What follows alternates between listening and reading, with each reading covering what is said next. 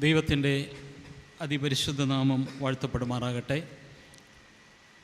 Punalur centre Marthoma കൺവെൻഷൻ്റെ പ്രാരംഭ ദിന യോഗത്തിൽ അധ്യക്ഷനായിരിക്കുന്ന എൻ്റെ സ്നേഹിതൻ പ്രിയപ്പെട്ട ജോൺസൺ വർഗീസച്ചൻ, പുനലൂർ സെൻറ്റർ കൺവെൻഷൻ്റെ ചെയർമാനായി പ്രവർത്തിക്കുന്ന പ്രിയപ്പെട്ട മോത്തി വർക്കിയച്ചൻ, ഏറ്റവും സ്നേഹവും ബഹുമാനവുമുള്ള പ്രിയ അച്ഛന്മാരെ, കൊച്ചമ്മമാരെ, സുവിശേഷകരെ, മാതാപിതാക്കളെ, കുഞ്ഞുങ്ങളെ, ഗായക സംഘ അംഗങ്ങളെ, എല്ലാവർക്കും യേശു കർത്താവിൻ്റെ നാമത്തിലുള്ള സ്നേഹവന്ദനം അറിയിക്കട്ടെ. ഏറെ പ്രാർത്ഥനയോടും ഒരുക്കത്തോടും കൂടി നമ്മൾ ക്രമീകരിച്ചിരിക്കുന്ന ഈ വർഷത്തെ സെൻട്രൽ കൺവെൻഷൻ്റെ പ്രാരംഭ ദിനം രാത്രി വ്യത്യസ്ത ഇടങ്ങളിൽ നിന്നും നമുക്ക് ഇത്രയും പേർക്ക് ചേർന്ന് വരുവാൻ വലിയവനായ ദൈവം അവസരം ഒരുക്കി. ഈ ധന്യമായ ശുശ്രൂഷയെ സംബന്ധിക്കുവാൻ ബലഹീനനായ എന്നെയും ക്ഷണിക്കുകയും എനിക്ക് നിയോഗം ലഭിക്കുകയും ചെയ്തതിൽ ഞാൻ ദൈവത്തിന് നന്ദി അർപ്പിക്കുന്നു. എൻ്റെ സ്നേഹിതൻ, ഞാൻ ഏറ്റവും അധികം ബഹുമാനിക്കുന്ന പ്രിയപ്പെട്ട മോത്തിയച്ചൻ ഈ അനുഗ്രഹീതമായ ശുശ്രൂഷയ്ക്കായി ചില മാസങ്ങൾക്ക് മുമ്പേ എന്നെ ക്ഷണിച്ചതായിരുന്നു. എന്നാൽ ചില നാളുകൾക്ക് മുമ്പ് ഞാൻ അച്ഛനെ തിരിച്ചൊന്ന് വിളിച്ചു. ഞാനൊരു ശാരീരികമായ ഒരു പ്രതിസന്ധിയുടെ മധ്യത്തിലൂടെ കടന്നു പോവുകയാണ്, ഒരു സർജറിയൊക്കെ കഴിഞ്ഞ് വിശ്രമിക്കുകയാണ്, എങ്ങനെയാണ് കൺവെൻഷൻ്റെ കാര്യം? എന്നാൽ അച്ഛൻ വളരെ സ്നേഹത്തോടെ എന്നെ നിർബന്ധിക്കുകയും അച്ഛൻ്റെ പ്രാർത്ഥന എൻ്റെ മേൽ ഉണ്ടാകും എന്നുറപ്പ് തരികയും ചെയ്തതിൻ്റെ വെളിച്ചത്തിലാണ് ഇന്ന് ഈ ശുശ്രൂഷയിൽ സംബന്ധിക്കുന്നത്. നിങ്ങളെല്ലാവരുടെയും പ്രാർത്ഥനയിൽ എന്നെയും എൻ്റെ ശുശ്രൂഷയും ഓർക്കണം എന്ന് സ്നേഹത്തോടെ ഓർമ്മിപ്പിക്കട്ടെ.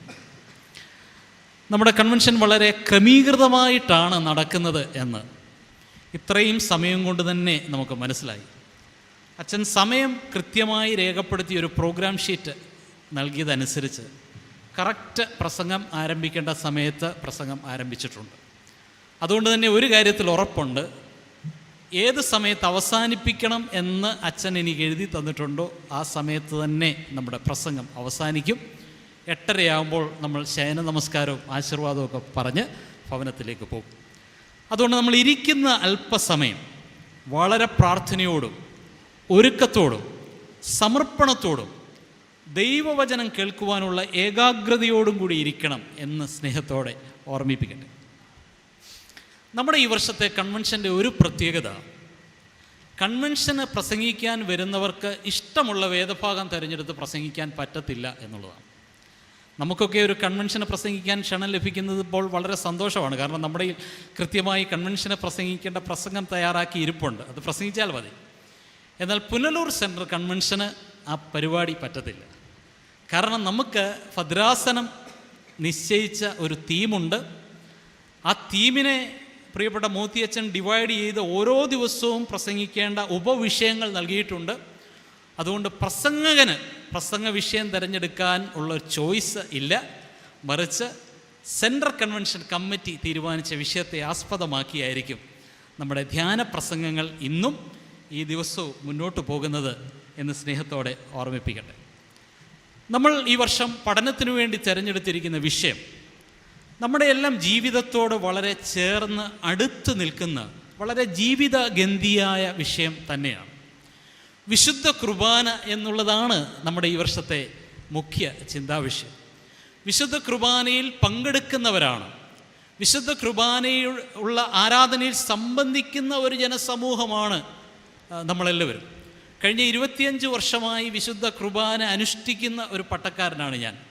എന്നാൽ ഞാൻ ജനിക്കുന്നതിന് മുമ്പ് തന്നെ വിശുദ്ധ കുർബാനയിൽ പങ്കെടുത്ത് അതിൻ്റെ ആഴവും അതിൻ്റെ അർത്ഥവും അതിൻ്റെ വിശാലതയും അതിൻ്റെ ആത്മീയ അനുഭവങ്ങളുമെല്ലാം സ്വന്തം ജീവിതത്തിൽ സ്വീകരിച്ച ഒരു സമൂഹത്തിൻ്റെ മുമ്പിലാണ് ഈ വിഷയത്തെ ആസ്പദമാക്കിയുള്ള ധ്യാനചിന്തകൾ പങ്കുവയ്ക്കുന്നത് എന്ന് പറയുമ്പോൾ നമ്മുടെ ജീവിതത്തോട് ഏറ്റവും ചേർന്ന് അടുത്ത് നിൽക്കുന്ന ഒരു വിഷയം. ഒരു മാർത്തോമാക്കാരനെ സംബന്ധിച്ചിടത്തോളം ജീവിതത്തിലെ ഏറ്റവും വലിയ സന്തോഷം എപ്പോഴാണെന്ന് ചോദിച്ചാൽ അവരെല്ലാവരും വളരെ കൃത്യമായിട്ട് പറയും, അച്ഛാ ഇന്നത്തെ വിശുദ്ധ കുർബാനയെ സംബന്ധിച്ചതാണ് എൻ്റെ ജീവിതത്തിലെ ഏറ്റവും സന്തോഷകരമായ അനുഭവം. അത് നമ്മുടെ ജീവിതത്തിൽ ശക്തി പകരുന്നതാണ്, അത് നമ്മുടെ ജീവിതത്തിൽ സൗഖ്യം പ്രദാനം ചെയ്യുന്നതാണ്. നിരാശ നിറഞ്ഞ ജീവിത പരിസരങ്ങളെ രൂപാന്തരപ്പെടുത്തി പ്രത്യാശയുടെ അനുഭവത്തിലേക്ക് നമ്മളെ നയിക്കുന്നതാണ് വിശുദ്ധ കുർബാന ശുശ്രൂഷ. അതുകൊണ്ട് ഓരോ വിശുദ്ധ കുർബാന ശുശ്രൂഷയിലും ആത്മാർത്ഥതയോടെ നമ്മൾ സംബന്ധിക്കുമ്പോൾ, ആഴമേറിയ പ്രാർത്ഥനയോടെ സംബന്ധിക്കുമ്പോൾ, തികഞ്ഞ അച്ചടക്കത്തോടെ അത് സംബന്ധിക്കുമ്പോൾ അത് നമ്മുടെ ജീവിതത്തിന് അനുഗ്രഹദായകമായി തീരും എന്നുള്ളത് നമ്മുടെ എല്ലാവരുടെയും അനുഭവമാണ്, നമ്മുടെ സാക്ഷ്യമാണ് എന്നുള്ളത് യാതൊരു സംശയമില്ല. എല്ലാവരും ഈ അനുഭവത്തിൽ തന്നെ ഉള്ളവരാണോ? വിശുദ്ധ കുർബാന എൻ്റെ ജീവിതത്തോട് ചേർന്നടുത്തു നിൽക്കുന്ന ഒരു അനുഭവമാണ്. വിശുദ്ധ കുർബാന എൻ്റെ ജീവിതത്തിൽ സൗഖ്യം തരുന്ന അനുഭവമാണ്. വിശുദ്ധ കുർബാനയെ സംബന്ധിക്കുന്നത് എൻ്റെ ജീവിതത്തിലെ ഏറ്റവും സന്തോഷകരമായ അനുഭവമാണ്. ഒരു ഞായറാഴ്ച വിശുദ്ധ കുർബാനയിൽ സംബന്ധിക്കാൻ സാധിക്കാതെ പോകുന്നത് എനിക്ക് ദുഃഖമാണ്. ഈ അഭിപ്രായമുള്ളവർ മാത്രം ഒന്ന് കൈപൊക്കിക്കേ. അപ്പോൾ ഇവിടെ ഇരിക്കുന്ന നമ്മളെല്ലാവരും വിശുദ്ധ കുർബാനയെ ജീവിതത്തോട് ചേർത്ത് അടുത്ത് നിർത്തി ധ്യാനാത്മകമായി അതിൽ പങ്കുചേരുന്ന ഒരു ജനസമൂഹമായതിനാൽ ഞാൻ ദൈവത്തിന് സ്തോത്രം കരയറ്റുകയാണ്. നമ്മുടെ വിഷയം വിശുദ്ധ കുർബാന അനുരഞ്ജനത്തിൻ്റെ ആഘോഷം എന്ന വിഷയമാണ്. Holy Qurbana as the celebration of reconciliation എന്നുള്ളതാണ് മുഖ്യ വിഷയം. വിശുദ്ധ കുർബാന ശുശ്രൂഷയിൽ നമ്മൾ സംബന്ധിക്കുമ്പോൾ പരസ്പരം സ്നേഹവും പരസ്പരം കരുതലും പരസ്പരം സൗഹാർദ്ദവും എല്ലാം പങ്കുവയ്ക്കുന്ന ഒരു അനുഭവമാണ് എന്ന് വളരെ സവിശേഷമായി വളരെ വിശേഷതയോടുകൂടി നമ്മൾ ഈ വർഷം ധ്യാനിക്കുകയാണ്. ആ മുഖ്യ വിഷയത്തെ ആസ്പദമാക്കി 3-4 ഉപവിഷയങ്ങൾ ഓരോ ദിവസവും നമ്മുടെ ധ്യാന വിഷയമായി തിരഞ്ഞെടുത്തിരിക്കുകയാണ്. ഇന്ന് സന്ധ്യയിലെ നമ്മുടെ ധ്യാന വിഷയം വിശുദ്ധ കുർബാന എന്നുള്ളത് പുതിയ ഉടമ്പടിയുടെ സ്വീകരണം എന്ന വിഷയമാണ്. Eucharist abiding in the new covenant. വിശുദ്ധ കുർബാന എന്ന് പറയുന്നത് ഒരു പുതിയ ഉടമ്പടിയാണ് എന്നുള്ളതാണ് ഇന്നത്തെ നമ്മുടെ വിഷയം. ആ വിഷയത്തെ ആസ്പദമാക്കിയുള്ള ചില ധ്യാനചിന്തകൾ ഇന്ന് പങ്കുവയ്ക്കണം എന്നാണ് ആഗ്രഹിക്കുന്നത്. 2 വേദഭാഗങ്ങളാണ് ഇന്ന് നമ്മുടെ പഠനത്തിനായി ബഹുമാനപ്പെട്ട അച്ഛൻ എനിക്ക് അയച്ചു തന്നു. അതിൽ ഒന്നാമത്തെ വേദഭാഗം പുറപ്പാട് പുസ്തകം അതിൻ്റെ 24-ാം അധ്യായം 1 മുതൽ 11 വരെയുള്ള വാക്യങ്ങളാണ്. The book of Exodus chapter 24 versus 1 to 11. ആ വേദഭാഗം നമുക്ക് വളരെ പരിചിതമായ വേദഭാഗമാണ്. ആ വേദഭാഗത്തിൽ നിന്നും ഒരു വാക്യം മാത്രം ഞാൻ വായിക്കട്ടെ. പുറപ്പാട് പുസ്തകം 24-ാം അധ്യായം അതിൻ്റെ 3-ാമത്തെ വാക്യം. എന്നാൽ മോശ വന്ന് യഹോവയുടെ വചനങ്ങളും ന്യായങ്ങളുമെല്ലാം ജനത്തെ അറിയിച്ചു. യഹോവ കൽപ്പിച്ച സകല കാര്യങ്ങളും ഞങ്ങൾ ചെയ്യും എന്ന് ജനമൊക്കെയും ഏകശബ്ദത്തോടെ ഉത്തരം പറഞ്ഞു. യഹോവ കൽപ്പിച്ച സകല കാര്യങ്ങളും ഞങ്ങൾ ചെയ്യും എന്ന് ജനമൊക്കെയും ഏകശബ്ദത്തോടെ ഉത്തരം പറഞ്ഞു.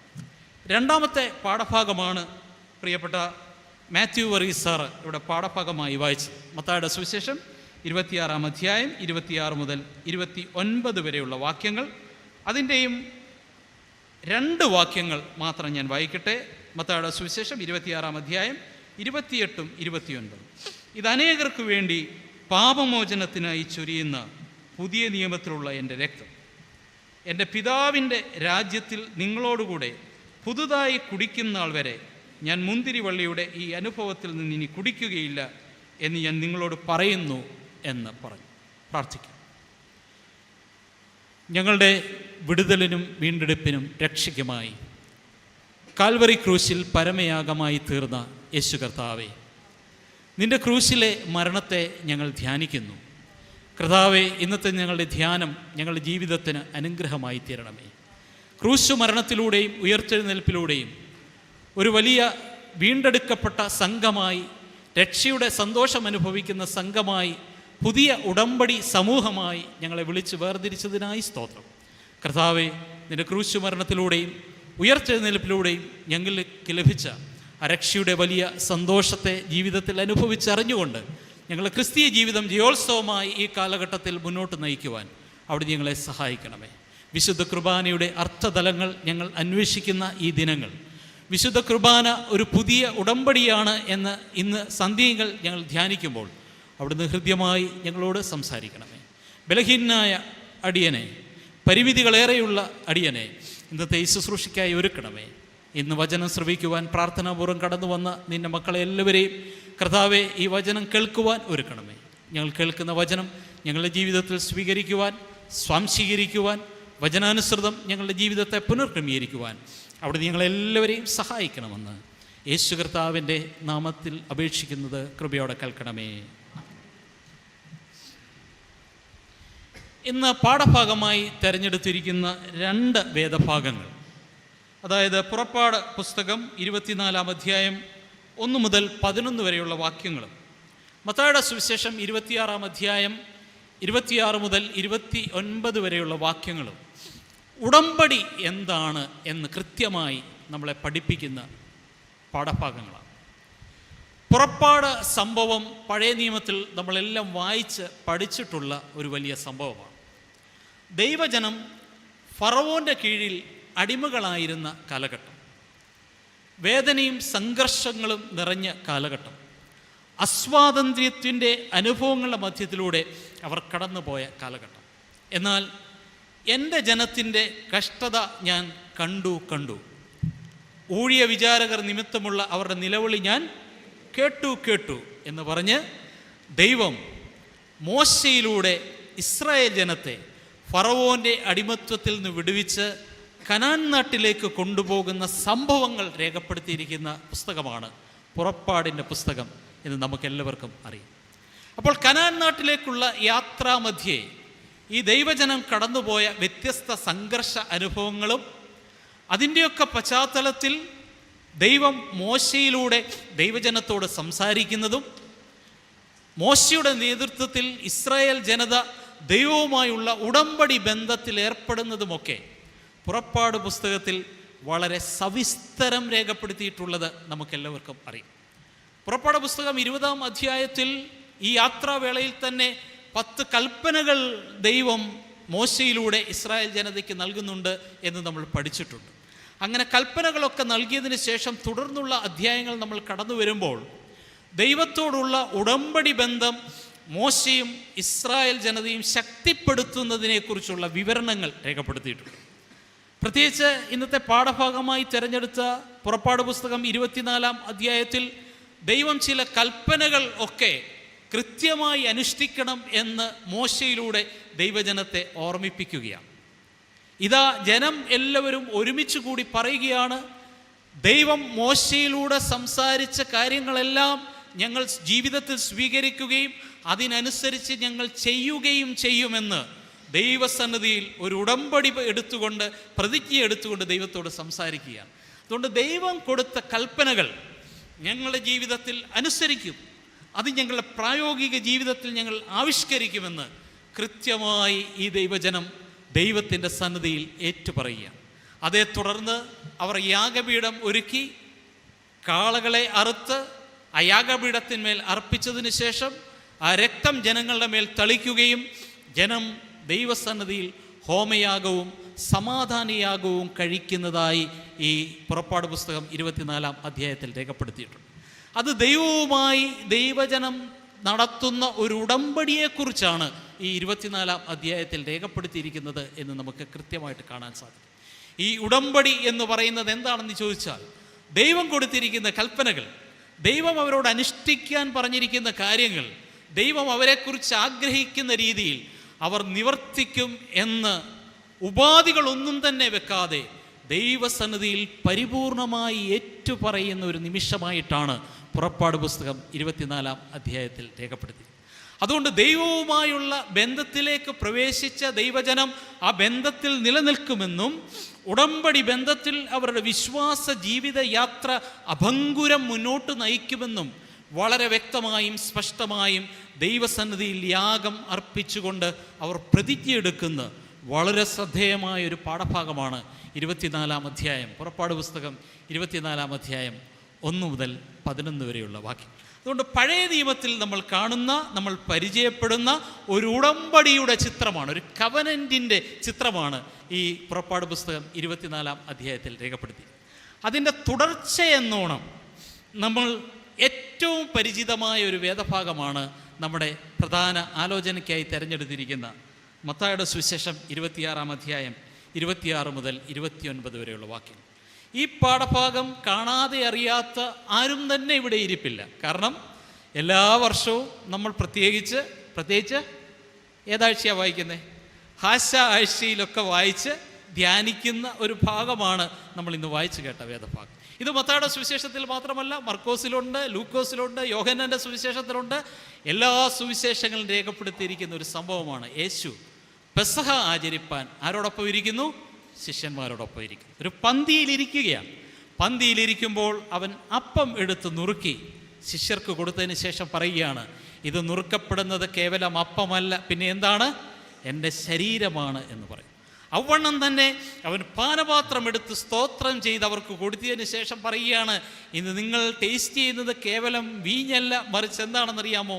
ഇതെൻ്റെ രക്തത്തിൻ്റെ അടയാളമാണ് എന്ന് പറഞ്ഞു പങ്കുവയ്ക്കാം. എന്നിട്ട് പറയുകയാണ്, ഇതെൻ്റെ ഓർമ്മയ്ക്കായി നിങ്ങൾ ചെയ്യണം. ഇതൊരു പുതിയ ഉടമ്പടിയാണ്. This is a new covenant.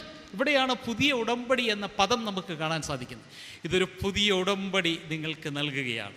ഇതെൻ്റെ ഓർമ്മയ്ക്കായി ചെയ്യുവീൻ എന്നാണ് പറയുന്നത്. ഇസ്രായേൽ മക്കൾ പറഞ്ഞു, യഹോവ കൽപ്പിച്ചത് ഞങ്ങൾ ചെയ്യും എന്ന് പറഞ്ഞപ്പോൾ ഇവിടെ ഇതാ യേശു കർത്താവ് കൃത്യമായി നമ്മളെ ഓർമ്മിപ്പിക്കുകയാണ്.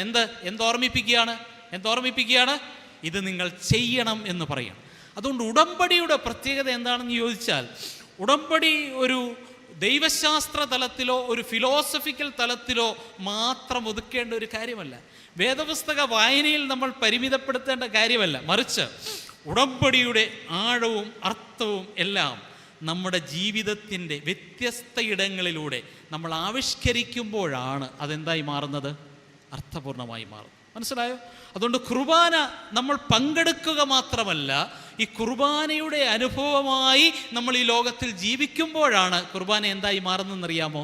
ഏറ്റവും അർത്ഥപൂർണമായി മാറും. കുർബാനയിൽ പങ്കെടുക്കാൻ എളുപ്പമാണ്. ഉടമ്പടി ഒന്ന്, അതിൽ പാലിക്കേണ്ട ഒന്നാമത്തെ കൽപ്പന ഇതാണ്, രണ്ടാമത്തെ ഇതാണ്, മൂന്നാമത്തെ ഇതാണ് എന്ന് എഴുതി വെക്കാൻ എളുപ്പമാണ്. വേദപുസ്തകത്തിൽ വായിച്ചെടുക്കാനും എളുപ്പമാണ്. പക്ഷേ ഇന്നത്തെ ധ്യാനം നമ്മളോട് പറയുന്നത് എന്താണെന്ന് ചോദിച്ചാൽ, അത് കേവലം കേട്ടിരിക്കാനുള്ളതോ പഠിക്കുവാൻ വേണ്ടി മാത്രമുള്ളതല്ല, മറിച്ച് എന്തിനുള്ളതാണെന്നറിയാമോ? നമ്മുടെ ജീവിതത്തിൽ പ്രയോഗത്തിൽ വരുത്തുവാനുള്ളതാണ്. അതുകൊണ്ടാണ് ഈ വേദഭാഗവുമായി ബന്ധപ്പെട്ട തീം എടുത്തപ്പോൾ പറയുന്നു, പുതിയ ഉടമ്പടിയുടെ സ്വീകരണം. അല്ലേ? പുതിയ ഉടമ്പടി എന്ന് വേണമെങ്കിൽ പറഞ്ഞു വെക്കാൻ സാധിക്കുമായിരുന്നു. പുതിയ holy Qurbana as the new covenant എന്ന് പറഞ്ഞാൽ തീം പൂർണ്ണമായിരുന്നു. പക്ഷേ ഇവിടെ കൃത്യമായി രേഖപ്പെടുത്തിയിട്ടുണ്ട്. എന്താണ്? പുതിയ ഉടമ്പടിയുടെ സ്വീകരണം. ഇംഗ്ലീഷിൽ abiding in the new covenant എന്ന് പറഞ്ഞാൽ നമ്മളെല്ലാവരും ആ പുതിയ ഉടമ്പടിക്കനുസരിച്ച് നമ്മുടെ അനുദിന ജീവിതം ക്രമീകരിക്കുമ്പോഴാണ് നമ്മുടെ ജീവിതം അർത്ഥപൂർണമായി തീരുന്നത്. അപ്പോഴാണ് നമ്മുടെ ജീവിതം കണ്ട്, നമ്മുടെ കുർബാന അനുഭവം കണ്ട് സ്വർഗം സന്തോഷിക്കുന്നത് എന്ന് ദൈവമക്കൾ ഓർക്കണം. അതുകൊണ്ട് കേവലം കുർബാനയിൽ പങ്കെടുക്കുന്ന പങ്കാളികൾ മാത്രമല്ല നമ്മൾ, പിന്നെ ആരാണെന്നറിയാമോ? കുർബാനയുടെ അർത്ഥതലങ്ങൾ ജീവിതത്തിൽ ആവിഷ്കരിക്കുന്നവരാണ് നമ്മൾ. അതുകൊണ്ട് ആ കുർബാനയെക്കുറിച്ച് സാധാരണയായി പറയുന്നു, holy Qurbana is not mere a remembrance. അതൊരു ഓർമ്മ മാത്രമല്ല, മറിച്ച് എന്താ പറയുന്നത് അറിയാമോ? Holy Qurbana is the reenactment of Christ. Holy Qurbana എന്ന് പറയുന്നത് ക്രിസ്തു സംഭവത്തെക്കുറിച്ചുള്ള ഓർമ്മകൾ മാത്രമല്ല, മറിച്ച് വിശുദ്ധ കുർബാന എന്ന് പറയുന്നത് it is the reenactment of Christ event. ക്രിസ്തു സംഭവത്തിൽ നമ്മൾ പങ്കാളികളായി തീരുകയാണ്, നമ്മുടെ പങ്കാളിത്തം ഉറപ്പാക്കുകയാണ്. ആ ഒരു അനുഭവത്തിലേക്ക് ദൈവമക്കൾ പ്രവേശിക്കുമ്പോഴാണ് വിശുദ്ധ കുർബാനയുടെ അർത്ഥം പൂർണ്ണമായി തീരുന്നത്. So holy Qurbana is not mere a remembrance, but it should be a reenactment. അതിൻ്റെ ഒരു ആക്ഷൻ തലം എവിടെ ഉണ്ടാകണം? നമ്മുടെ ജീവിതത്തിലുണ്ടാകണം. അതുകൊണ്ടാണ് നമ്മൾ സാധാരണയായി പറയുന്നു, കുർബാന അർപ്പിക്കുന്നവനിൽ നിന്നും കുർബാനയായി തീരുവാനുള്ള ദൂരം കുറയ്ക്കുന്നതാണ് ക്രിസ്തീയ ജീവിതത്തിൻ്റെ ഏറ്റവും ധന്യത. കുർബാന അർപ്പിക്കാൻ എളുപ്പമാണ്, കുർബാനയിൽ പങ്കാളിയായി തീരാനും എളുപ്പമാണ്. എന്നാൽ ഒരു കുർബാനയായി മാറുവാൻ നമുക്ക് സാധിക്കുന്നുണ്ടോ എന്നുള്ളതാണ് ഏറ്റവും പ്രസക്തമായ വിഷയം. അതുകൊണ്ട് ഭദ്രാസനമായി, പുനലൂർ സെൻറ്ററായി ഈ വിഷയത്തെക്കുറിച്ച് നമ്മൾ പഠിക്കുമ്പോൾ അതിൻ്റെ അർത്ഥം എന്താണെന്ന് ചോദിച്ചാൽ, നമ്മൾ കുർബാനയിലെ കേവലം പങ്കാളികൾ മാത്രമല്ല, മറിച്ച് അതിൻ്റെ പ്രയോക്താക്കളായി നമ്മൾ മാറുകയാണ്. കുർബാനയിലൂടെ എന്താണ് യേശു കർത്താവ് സ്ഥാപിച്ച് നമുക്ക് നൽകിയത്, അത് നമ്മുടെ ജീവിതാനുഭവമായി, നമ്മുടെ സഹജീവികളുമായുള്ള ബന്ധത്തിൽ, നമ്മുടെ ചുറ്റുപാടുകളുമായുള്ള ബന്ധത്തിൽ ആ അനുഭവങ്ങളെ പങ്കുവയ്ക്കുവാൻ നമുക്ക് സാധിക്കുമ്പോഴാണ് പ്രിയമുള്ളവരെ ഈ വിഷയം അർത്ഥപൂർണ്ണമായി തീരുന്നത്. അതുകൊണ്ട് എനിക്ക് നൽകിയിട്ടുള്ള പരിമിതമായ സമയത്തിനുള്ളിൽ ഈ പുതിയ ഉടമ്പടി, വിശുദ്ധ കുർബാന ഒരു പുതിയ ഉടമ്പടിയാണെങ്കിൽ അതിൻ്റെ 3 പ്രധാനപ്പെട്ട തലങ്ങളെക്കുറിച്ച് നിങ്ങളെ ഓർമ്മിപ്പിച്ച് എൻ്റെ ധ്യാനം അവസാനിപ്പിക്കണം എന്നാണ് ആഗ്രഹിക്കുന്നത്. ഞാനൊരു 3 ചെറിയ തലക്കെട്ടാണ് ഇതിന് കൊടുത്തിരിക്കുന്നത്. അതിൽ ഒന്നാമത്തെ തലക്കെട്ട്, പുതിയ ഉടമ്പടി ക്രിസ്തുവിൻ്റെ ജീവൻ്റെ വിലയുള്ള ഉടമ്പടി. എന്താണ് അതിൻ്റെ പ്രത്യേകത? പുതിയ ഉടമ്പടിയുടെ പ്രത്യേകത എന്താണ്? അത് യേശു കർത്താവിൻ്റെ ജീവൻ്റെ വിലയുള്ള ഉടമ്പടിയാണ്. നമ്മൾ ഏത് ഉടമ്പടിയെക്കുറിച്ച് ചിന്തിച്ചാലും there is a price or cost for that. എന്തുണ്ട്? അതിനൊരു വില നൽകണം. ഒരു ഉടമ്പടി എന്ന് പറയുമ്പോൾ അതിനെന്തുണ്ട്? ഒരു വിലയുണ്ട്. എന്നാൽ നമ്മൾ ഇന്ന് ചിന്തിക്കുന്ന ഈ പുതിയ ഉടമ്പടിയുടെ ഒരു പ്രത്യേകത എന്താണെന്ന് അറിയാമോ? പുതിയ ഉടമ്പടി ഒരു പ്രത്യേകത, അത് ക്രിസ്തുവിൻ്റെ ജീവൻ്റെ വിലയുള്ള ഒരു ഉടമ്പടിയാണ്. അതുകൊണ്ട് തന്നെ ഈ പുതിയ ഉടമ്പടി ഒരു വില പിടിച്ച ഉടമ്പടി തന്നെയാണ്. It is A costly affair. അത് നമ്മൾ ഗൗരവമായി മനസ്സിലാക്കും. അതുകൊണ്ട് പുതിയ ഉടമ്പടി ക്രിസ്തുവിൻ്റെ ജീവൻ്റെ വിലയുള്ള ഉടമ്പടി ആയതുകൊണ്ട് തന്നെ അതൊരു കോസ്റ്റ്ലി ആയിട്ടുള്ളൊരു അഫെയറാണ് എന്നുള്ളൊരു ബോധ്യം നമുക്കുണ്ടാകണം എന്നാണ് ഇന്നത്തെ ഈ ധ്യാനത്തിൻ്റെ ഒരു വലിയ ഉള്ളടക്കം പങ്കുവയ്ക്കുവാൻ ആഗ്രഹിക്കുന്നത്. അതൊരു പുതിയ ഉടമ്പടി യേശു ക്രിസ്തുവിൻ്റെ ജീവൻ്റെ വിലയുള്ള ഉടമ്പടിയാണ്. യേശു കർത്താവ് ശിഷ്യന്മാരുമൊപ്പം പന്തിഭോജനത്തിരുന്നപ്പോൾ അവരോട് പറയുകയാണ്, ഇത് അനേകർക്ക് വേണ്ടി പാപമോചനത്തിനായി ചൊരിയപ്പെടുന്ന പുതിയ നിയമത്തിലുള്ള ന്യൂ കവനന്റ് എൻ്റെ രക്തമാണ് എന്ന് പറയുക. അതുകൊണ്ട് യേശു ഈ പുതിയ ഉടമ്പടി സ്ഥാപിച്ചത് എങ്ങനെയാണെന്നറിയാമോ? തൻ്റെ ജീവൻ പങ്കുവെച്ചുകൊണ്ടാണ് എന്നുള്ളത് നമ്മളെല്ലാം ഇപ്പോഴും ഓർക്കും. തൻ്റെ ജീവൻ പങ്കുവെച്ചതിലൂടെ ഒരു പുതിയ ഉടമ്പടി സ്ഥാപിക്കപ്പെടുകയാണ്. അപ്പോൾ ആ പുതിയ ഉടമ്പടിക്ക് വേണ്ടി ക്രിസ്തു നൽകിയ വലിയ വില എത്ര വലുതാണ് എന്ന് നമ്മൾ കൃത്യമായി ഓർക്കണം. അതുകൊണ്ട് ക്രിസ്തു തൻ്റെ ജീവൻ നൽകി സ്ഥാപിച്ചതാണ് ഈ പുതിയ ഉടമ്പടി. ഈ പുതിയ ഉടമ്പടിയിലൂടെയാണ് ക്രിസ്തു നമുക്ക് രക്ഷയുടെ അനുഭവത്തിലേക്ക് നമ്മളെ പ്രവേശിപ്പിച്ചത്. നമുക്ക് സൗഖ്യത്തിൻ്റെ അനുഭവം സുസാധ്യമാക്കി തന്നത് ഈ പുതിയ ഉടമ്പടിയിലൂടെയാണ്. നമ്മളെ വീണ്ടെടുപ്പിൻ്റെ അവകാശികളാക്കി തീർത്തത് ഈ പുതിയ ഉടമ്പടിയിലൂടെയാണ്. അതുകൊണ്ട് യേശു തൻ്റെ ജീവൻ വെടിഞ്ഞ് വിലപിടിച്ച ഈ ഒരു അനുഭവം നമുക്ക് നൽകിയെങ്കിൽ അതിലൂടെ നമുക്ക് രക്ഷയുടെ അനുഭവത്തിലേക്ക് അവൻ നമ്മളെ പ്രവേശിപ്പിച്ചു. നമുക്ക് വീണ്ടെടുപ്പിൻ്റെ അനുഭവത്തിലേക്ക് അവൻ നമ്മളെ പ്രവേശിപ്പിച്ചു. സൗഖ്യത്തിൻ്റെ അനുഭവത്തിലേക്ക് അവൻ നമ്മളെ പ്രവേശിപ്പിച്ചു എന്നുള്ളൊരു ബോധ്യം നമുക്കുണ്ടാകണം. അതുകൊണ്ട് എനിക്ക് സൗഖ്യം ലഭിക്കുവാനാണ്, എനിക്ക് വിടുതലും വീണ്ടെടുപ്പും ലഭിക്കുവാനാണ്, എൻ്റെ ജീവിതത്തെ രക്ഷയുടെ അനുഭവത്തിലേക്ക് പ്രവേശിപ്പിക്കുവാനും രക്ഷയുടെ സന്തോഷം ഞാൻ അനുഭവിച്ചറിയുവാനുമാണ് യേശു കർത്താവ് ഈ പുതിയ ഉടമ്പടി സ്ഥാപിച്ചത് എന്ന് നിരന്തരം ഓർത്തെടുക്കുവാൻ നമുക്ക് സാധിക്കുമ്പോഴാണ് എന്തർത്ഥപൂർണ്ണമായി തീരുന്നതെന്നറിയാമോ? വിശുദ്ധ കുർബാന അർത്ഥപൂർണ്ണമായി തീർന്നു. പത്രോസിൻ്റെ 1-ാം ലേഖനം 1-ാം അധ്യായം നമ്മൾ വായിക്കുമ്പോൾ അതിൻ്റെ 18ഉം 19ഉം വാക്യങ്ങൾ ഇങ്ങനെയാണ് വായിക്കുന്നത്. 1 പത്രോസ് 1-ാം അധ്യായം 18ഉം 19ഉം വാക്യങ്ങൾ. പൊന്ന്, ക്രിസ്തു നിങ്ങളെ വീണ്ടെടുത്തത് എങ്ങനെയാണെന്നറിയാമോ? പൊന്ന്, വെള്ളി മുതലായ അഴിഞ്ഞു പോകുന്ന വസ്തുക്കളെ കൊണ്ടല്ല. പിന്നെ എങ്ങനെയാണ് വീണ്ടെടുത്തത്? ക്രിസ്തു എന്ന നിർദോഷവും നിഷ്കളങ്കവുമായ കുഞ്ഞാടിൻ്റെ വിലയേറിയ രക്തം കൊണ്ടത്. You are purchased not by silver or gold, but you are purchased by the precious blood of the Lamb. നിങ്ങളെ വീണ്ടെടുത്തത് പൊന്ന്, വെള്ളി മുതലായ അഴിഞ്ഞു പോകുന്ന വസ്തുക്കളെ കൊണ്ടല്ല. പിന്നെ എങ്ങനെയാണെന്നറിയാമോ? ക്രിസ്തുവെന്ന നിർദോഷവും നിഷ്കളങ്കവുമായ കുഞ്ഞാടിൻ്റെ വിലയേറിയ രക്തം കൊണ്ടാണ് എന്നുള്ള വലിയ ഓർമ്മപ്പെടുത്തലാണ്. അതുകൊണ്ട് ക്രിസ്തു തൻ്റെ ജീവൻ നൽകി വീണ്ടെടുത്തതാണ് നമ്മൾ എന്നുള്ള ബോധ്യം നമുക്കുണ്ടാകണം. ക്രിസ്തു നമ്മളെ ജീവൻ നൽകിയാണ് ഈ പുതിയ ഉടമ്പടിയിലൂടെ വിശുദ്ധീകരിച്ചിരിക്കുന്നത് എന്ന് നമ്മൾ ഓർക്കണം. നമ്മൾ പഴയ നിയമത്തിൽ നിന്ന് വായിച്ചല്ലോ, അവർ വീണ്ടെടുപ്പിൻ്റെ അടയാളമായി ചെയ്തത് കാളകളെ വെട്ടി അതിനെ യാഗപീഠത്തിന്മേൽ അർപ്പിച്ച് അതിൻ്റെ രക്തം തളിച്ച് ഈ സമൂഹത്തെ വിശുദ്ധി ചെയ്ത ഒരു സാഹചര്യത്തെക്കുറിച്ചാണ് പഴയ നിയമത്തിലെ ഉടമ്പടിയിൽ നമ്മൾ വായിക്കുന്നതെങ്കിൽ, ഇവിടെ ഇതാ ദൈവത്തിൻ്റെ പുത്രൻ യേശു കർത്താവ് നമുക്ക് വേണ്ടി പരമയാഗമായി തീരുകയാണ്. അവൻ്റെ രക്തം ചൊരിഞ്ഞ് നമ്മളെ വീണ്ടെടുക്കുകയാണ്.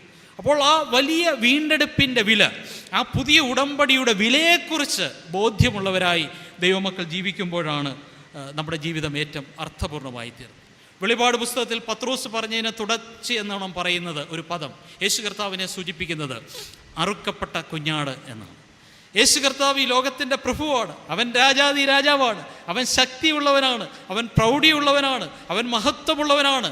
സകല ജാതികളും സ്തുതിയും സ്തോത്രവും മഹത്വവും കർത്താവിന് എന്ന് പറയുന്ന സാഹചര്യത്തിൽ ഇതാ ശക്തിയുള്ളവൻ, ബലമുള്ളവൻ, മാനവും മഹത്വവും സ്തുതിയും സ്തോത്രവും എല്ലാം പറയുവാൻ അർഹനായിരിക്കുന്നവൻ അറുക്കപ്പെട്ടു എന്ന് പറയുന്നതിലൂടെ, കുഞ്ഞാട് അറുക്കപ്പെട്ടു എന്ന് പറയുന്നതിലൂടെ, പ്രിയമുള്ളവരെ, നമുക്ക് വിടുതലിനും നമ്മുടെ വീണ്ടെടുപ്പിനും നമ്മുടെ സൗഖ്യത്തിനും വേണ്ടിയാണെന്നുള്ള ബോധ്യം എപ്പോഴും ദൈവമക്കൾക്കുണ്ടാകുമ്പോഴാണ് അത് ഏറ്റവും അർത്ഥപൂർണ്ണമായി.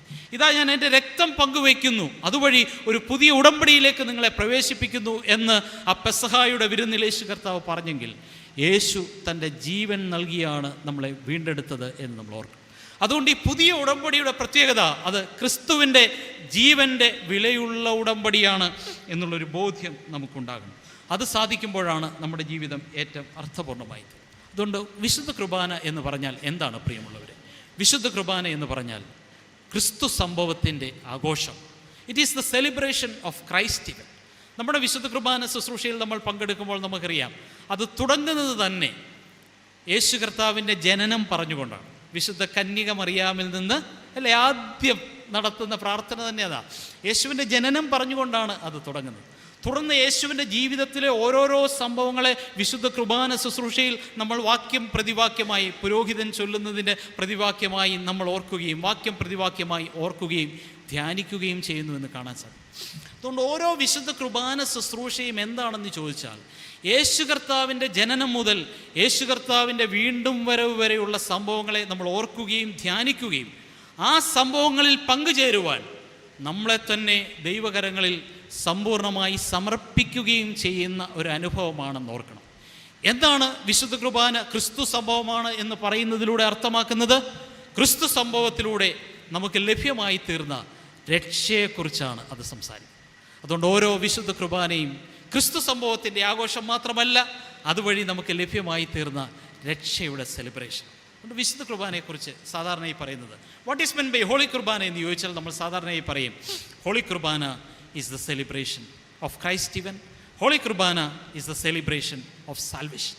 യേശുവിൻ്റെ ജീവിതത്തിലൂടെ, യേശുവിൻ്റെ ക്രൂശുമരണത്തിലൂടെ, യേശുവിൻ്റെ ഉയർത്തെഴുന്നേൽപ്പിലൂടെ നമുക്ക് ലഭിച്ച രക്ഷയെക്കുറിച്ചുള്ള വലിയ സന്തോഷമാണ് വിശുദ്ധ കുർബാന ശുശ്രൂഷ. അതുകൊണ്ട് ഓരോ കുർബാന ശുശ്രൂഷയിലും കടന്നു വരുമ്പോൾ ആ രക്ഷയുടെ വലിയ സന്തോഷത്തെക്കുറിച്ചുള്ളൊരു ബോധ്യം നമുക്കുണ്ടാകും. ചിലപ്പോഴെങ്കിലും വിശുദ്ധ കുർബാന ശുശ്രൂഷയിൽ സംബന്ധിക്കുന്നവരുടെ മുഖത്തേക്കൊന്ന് നോക്കിയാൽ വളരെ വാടിയ മുഖത്തോടുകൂടി ആരാധനയിൽ സംബന്ധിക്കുന്നവരുണ്ട്. ചിലരൊക്കെ ഇറങ്ങിപ്പോകുന്നത് കണ്ടാൽ വന്നതിനേക്കാൾ നിരാശയോടുകൂടി പോകുന്നത് പോലെ തോന്നിയിട്ടുണ്ട്. എന്നാൽ അങ്ങനെയല്ല. വിശുദ്ധ കുർബാന ഒരു സെലിബ്രേഷനാണ്. സെലിബ്രേഷൻ എന്ന് പറഞ്ഞാൽ എന്തിനെ ആസ്പദമാക്കിയുള്ള സെലിബ്രേഷനാണ്? യേശു കർത്താവിലൂടെ എനിക്ക് ലഭ്യമായി തീർന്ന രക്ഷയെക്കുറിച്ചുള്ള celebration. So holy Qurbana is the celebration of salvation that we received through the death and resurrection of Jesus Christ. അതിൽ നമ്മൾ സന്തോഷിക്കുകയല്ലേ വേണ്ടത്? അതിലൂടെ അവൻ നമുക്ക് നൽകിത്തന്ന സൗഖ്യത്തെക്കുറിച്ചുള്ള ഓർമ്മയിൽ നമ്മൾ സന്തോഷത്തോടും പ്രത്യാശയോടും കൂടിയല്ലേ കടന്നു പോകേണ്ടത്? അതുകൊണ്ട് ഓരോ വിശുദ്ധ കുർബാന ശുശ്രൂഷയിലും കടന്നു വരുമ്പോൾ സന്തോഷത്തോടുകൂടി യേശു കർത്താവിലൂടെ ലഭ്യമായി തീർന്ന രക്ഷയുടെ സന്തോഷം നമ്മൾ അനുഭവിച്ചറിയുവാൻ, അതിൽ സന്തോഷിക്കുവാൻ നമുക്ക് സാധിക്കുമ്പോഴാണ് നമ്മുടെ ജീവിതം ഏറ്റവും അർത്ഥപൂർണ്ണമായി തീരുന്നത്. അതുകൊണ്ട് പുതിയ ഉടമ്പടി എന്ന നിലയിൽ ഈ വിശുദ്ധ കുർബാന ശുശ്രൂഷ യേശു കർത്താവിലൂടെ ലഭ്യമായി തീർന്ന രക്ഷയെക്കുറിച്ചുള്ള ഓർമ്മപ്പെടുത്തലും ആ രക്ഷയുടെ സന്തോഷത്തിൽ ജീവിക്കുവാൻ ദൈവമക്കളെ പ്രേരിപ്പിക്കുന്ന വലിയ അനുഭവം. അങ്ങനെയെങ്കിൽ ഓരോ വിശുദ്ധ കുർബാന ശുശ്രൂഷയും ഈ പുതിയ ഉടമ്പടിയുടെ ആഘോഷം, ഓരോ വിശുദ്ധ കുർബാന ശുശ്രൂഷയും ഈ പുതിയ ഉടമ്പടിയുടെ ഒരാഘോഷമാണ് എന്ന് തിരിച്ചറിയുവാൻ നമുക്ക് സാധിക്കും. അങ്ങനെയെങ്കിൽ ഈ വിശുദ്ധ കുർബാന ശുശ്രൂഷ ഒരു പുതിയ ഉടമ്പടിയുടെ ആഘോഷമെങ്കിൽ ഈ പുതിയ ഉടമ്പടിയെ ജീവിതത്തിൽ സ്വീകരിക്കുന്ന നമ്മളെ സംബന്ധിച്ചിടത്തോളം നമ്മുടെ പ്രായോഗിക ക്രിസ്തീയ ജീവിതത്തിൽ നിരവധി ഉത്തരവാദിത്തങ്ങൾ നമ്മൾ നിർവഹിക്കേണ്ടതായിട്ടുണ്ട്. അതിൽ ഒരു ഉത്തരവാദിത്തം, ഓരോ പോയിന്റിനോടും ചേർത്ത് ചില ഉത്തരവാദിത്തങ്ങൾ പറയുമ്പോൾ അത് ശ്രദ്ധയോടുകൂടി നിങ്ങൾ കേട്ടുകയും ജീവിതത്തിൽ സ്വീകരിക്കുകയും ചെയ്താൽ നമ്മുടെ വിശുദ്ധ കുർബാന അനുഭവങ്ങൾ ഏറ്റവും അർത്ഥപൂർണ്ണമായി തീരും. അതിൽ ഒരു പ്രധാനപ്പെട്ട കാര്യം, വിശുദ്ധ കുർബാനയ്ക്ക് വേണ്ടി യേശു കർത്താവ് നൽകിയ തൻ്റെ ജീവൻ്റെ വിലയെക്കുറിച്ച് നിരന്തരം ബോധ്യമുള്ളവരായി നമ്മൾ തീരണം എന്നുള്ളതാണ്. യേശു കർത്താവ് തൻ്റെ ജീവൻ നൽകിയാണ് പുതിയ ഉടമ്പടി സ്ഥാപിച്ചതെങ്കിൽ ആ ഉടമ്പടിക്ക് വേണ്ടി നൽകിയ വലിയ വിലയെക്കുറിച്ച് നമ്മളെപ്പോഴും ബോധ്യമുള്ളവരായി തീരണം എന്നുള്ളതാണ് ഏറ്റവും പ്രധാനപ്പെട്ട കാര്യം. അതിനുവേണ്ടി യേശു തന്നെ സ്വയം വെറുമയാക്കി തീർന്നു. നമ്മൾ ഫിലിപ്പിയർക്ക് എഴുതിയ ലേഖനം 2-ാം അധ്യായത്തിൽ വായിക്കുന്നത്, അവൻ ദൈവസ്വരൂപത്തിലിരിക്കെ ദൈവത്തോടുള്ള സമത്വം മുറുകെ പിടിച്ചുകൊള്ളണമെന്ന് വിചാരിക്കാതെ ദാസരൂപമെടുത്ത് മനുഷ്യനായി തീർന്നു, വേഷത്തിൽ മനുഷ്യനായി തീർന്നു, മരണത്തോളം, ക്രൂശിലെ മരണത്തോളം അനുസരണമുള്ളവനായി തീർന്നു. അവൻ ദൈവസ്വരൂപത്തിലിരിക്കെ ദൈവത്തോടുള്ള സമത്വം മുറുകെ പിടിച്ചുകൊള്ളണമെന്ന് വിചാരിക്കാതെ ദാസരൂപമെടുത്ത് മനുഷ്യനായി തീർന്ന്, വേഷത്തിൽ മനുഷ്യനായി തീർന്ന് തന്നെത്താൻ താഴ്ത്തി മരണത്തോളം, ക്രൂശിലെ മരണത്തോളം അനുസരണമുള്ളവനായി തീർന്നു. ക്രിസ്തുവേശുവിലുള്ള ഈ ഭാവം തന്നെ നിങ്ങളിലും ഉണ്ടായിരിക്കട്ടെ എന്നാണ് പറയുന്നത്. അതുകൊണ്ട് വലിയ ഒരു ഉടമ്പടിയാണ് യേശു കർത്താവ് ഈ കെനോസിസിലൂടെ, സ്വയശൂന്യവൽക്കരണത്തിലൂടെ നമുക്ക് നൽകുന്നത്. അതുകൊണ്ട് ആ ഭാവമുള്ളവരായി നമുക്ക് ഈ കാലഘട്ടത്തിൽ ജീവിക്കാൻ സാധിക്കുമ്പോഴാണ് പുതിയ ഉടമ്പടി ഏറ്റവും അർത്ഥപൂർണ്ണമായി തരുന്നത്. ആ ഒരു ബോധ്യം നമുക്കുണ്ടാകും. നമ്മളെല്ലാം വെറുതെ മേടിച്ചതല്ല, പിന്നെ എങ്ങനെയാണ്? വലിയ വില നൽകി മേടിച്ചതാണ്. പൊന്ന്, വെള്ളി മുതലായ അഴിഞ്ഞു പോകുന്ന വസ്തുക്കളെ കൊണ്ടല്ല, പിന്നെ ക്രിസ്തു എന്ന നിർദോഷവും നിഷ്കളങ്കവുമായ കുഞ്ഞാടിൻ്റെ വിലയേറിയ രക്തം കൊണ്ട് വീണ്ടെടുക്കപ്പെട്ടു. ആ ഒരു ബോധ്യം നമുക്കുണ്ടാകണം. ദൈവം തൻ്റെ ഏകജാതനായ പുത്രനെ ഈ ലോകത്തിലേക്ക് അയക്കുകയും ആ പുത്രൻ കാൽവറി ക്രൂശിൽ നമുക്ക് വേണ്ടി പരമയാഗമായി തീരുകയും ചെയ്തതിലൂടെയാണ് നമുക്ക് രക്ഷ നൽകിയത്, എടുത്തത്, നമുക്ക് ലഭ്യമായി തീർന്നത് എന്നുള്ള ഒരു ബോധ്യം നിരന്തരം നമ്മളെ വരും. അങ്ങനെയെങ്കിൽ ഒരു വിശുദ്ധ കുർബാന ശുശ്രൂഷയിലും ലാഘവത്തോടുകൂടി നമുക്ക് പങ്കെടുക്കാൻ സാധിക്കും. നമ്മുടെയൊക്കെ ജീവിതത്തിൽ നമ്മൾ വിലപിടിച്ചത് എന്ന് കരുതുന്നതിനെ എത്ര ഗൗരവമായിട്ടാണ് നമ്മൾ സൂക്ഷിച്ചിരിക്കുന്നത്, അല്ലേ? ഇന്ന് തന്നെ നിങ്ങളുടെ വിലപിടിച്ച വസ്തുക്കളെയൊക്കെ ഒരു പ്രാവശ്യം കൂടെ കൺവെൻഷന് പോകുന്നതിന് മുമ്പ് ഭദ്രമാക്കി വെച്ചിട്ടാണോ ഇറങ്ങിപ്പോരുന്നത് എന്ന് ഉറപ്പാക്കിയിട്ടാണ് നമ്മൾ വന്നത്, അല്ലേ? വണ്ടി ഗേറ്റിൻ്റെ പുറത്തെത്തിയിട്ടും ഒരു പ്രാവശ്യം കൂടെ നോക്കിക്കാണും വീട് കംപ്ലീറ്റ് ലോക്ക് ചെയ്ത്. കുടുംബമായി വന്നവരുടെ കാര്യമാണ് ഞാൻ പറയുന്നത് കേട്ടോ. ബാക്കി വീട്ടിൽ ആൾക്കാരുണ്ടെങ്കിൽ കുഴപ്പമില്ല, കുടുംബമായി വന്നവരെ സംബന്ധിച്ച് ഒരു പ്രാവശ്യം കൂടെ സേഫ് ആക്കും. കാരണം വില പിടിച്ച ഒന്നിനെ നമ്മൾ എത്ര പ്രഷ്യസായിട്ടാണ് കരുതുന്നത്. അങ്ങനെയെങ്കിൽ പ്രിയമുള്ളവരെ, നമുക്ക് യേശു കർത്താവ് നേടിത്തന്ന രക്ഷയും വിടുതലും സൗഖ്യവും അതൊരു വില പിടിച്ച അഫെയറാണ്. അതർഹിക്കുന്ന ഗൗരവത്തിൽ കാണുവാൻ നമുക്ക് സാധിക്കും. അതുകൊണ്ട് പുതിയ ഉടമ്പടിക്കായി ക്രിസ്തു നൽകിയ വിലയെക്കുറിച്ച് നമുക്ക് ബോധ്യമുള്ള ഒരു സമൂഹമായി ജീവിക്കാൻ സാധിക്കും. അങ്ങനെ ബോധ്യമുള്ളവർക്ക് വിശുദ്ധ കുർബാനയിൽ ഗൗരവമായി പങ്കെടുക്കാൻ സാധിക്കും. അലക്ഷ്യമായി വിശുദ്ധ കുർബാനയിൽ പങ്കെടുക്കാൻ അങ്ങനെയുള്ളവർക്ക് സാധിക്കത്തില്ല. ഓരോ വിശുദ്ധ കുർബാന ശുശ്രൂഷയിലും പങ്കെടുക്കുമ്പോൾ അതിനുവേണ്ടി വലിയൊരു വില നൽകിയിട്ടുണ്ട് എന്നുള്ള ബോധ്യത്തിൽ, ഒരു വില പിടിച്ച അഫെയറാണ് ഇതെന്നുള്ള ബോധ്യത്തിൽ നമ്മുടെ വിശുദ്ധ കുർബാന ശുശ്രൂഷയെ അതിൻ്റെ പവിത്രതയിലും അതിൻ്റെ പാവനതയിലും കാണുവാൻ നമുക്ക് സാധിക്കും എന്നാണ് ഈ വേദഭാഗം. അതുകൊണ്ട് പുതിയ ഉടമ്പടിയുടെ സ്വീകരണം എന്ന വിഷയത്തെക്കുറിച്ച് നമ്മൾ പഠിക്കുമ്പോൾ ആ പുതിയ ഉടമ്പടിക്കായി ക്രിസ്തു നൽകിയ വലിയ വിലയെക്കുറിച്ച് ബോധ്യമുള്ള ഒരു സമൂഹമായി നിലനിൽക്കാൻ നമുക്ക് സാധിക്കും. പുതിയ ഉടമ്പടിയുടെ സ്വീകരണത്തിൽ നമ്മൾ ശ്രദ്ധിക്കേണ്ട രണ്ടാമത്തെ ഒരു പ്രധാനപ്പെട്ട കാര്യം, പുതിയ ഉടമ്പടിയിലൂടെ നമുക്ക് ലഭിച്ചിരിക്കുന്നത് വലിയ രക്ഷയുടെ അനുഭവമാണ്. അതുകൊണ്ട് ഈ രക്ഷയുടെ അനുഭവത്തിൽ ഞാൻ തുടർന്ന് ജീവിക്കും, രക്ഷയുടെ സന്തോഷത്തിൽ ഞാൻ ജീവിക്കും, ഈ രക്ഷയുടെ സന്തോഷം മറ്റുള്ളവരോട് സാക്ഷിക്കും എന്നുള്ള തീരുമാനം കൈക്കൊണ്ടാൽ നമ്മുടെ പ്രായോഗിക ക്രിസ്തീയ ജീവിതത്തിൽ ഇതേറ്റവും അർത്ഥപൂർണ്ണമായി. ഞാൻ ആമുഖത്തിൽ പറഞ്ഞല്ലോ, വിശുദ്ധ കുർബാന രക്ഷയുടെ ആഘോഷമാണ്. യേശു കർത്താവിലൂടെ നമുക്ക് ലഭ്യമായി തീർന്ന രക്ഷയെക്കുറിച്ച് ഉറപ്പുള്ളവരായി, മനസ്സിലായോ?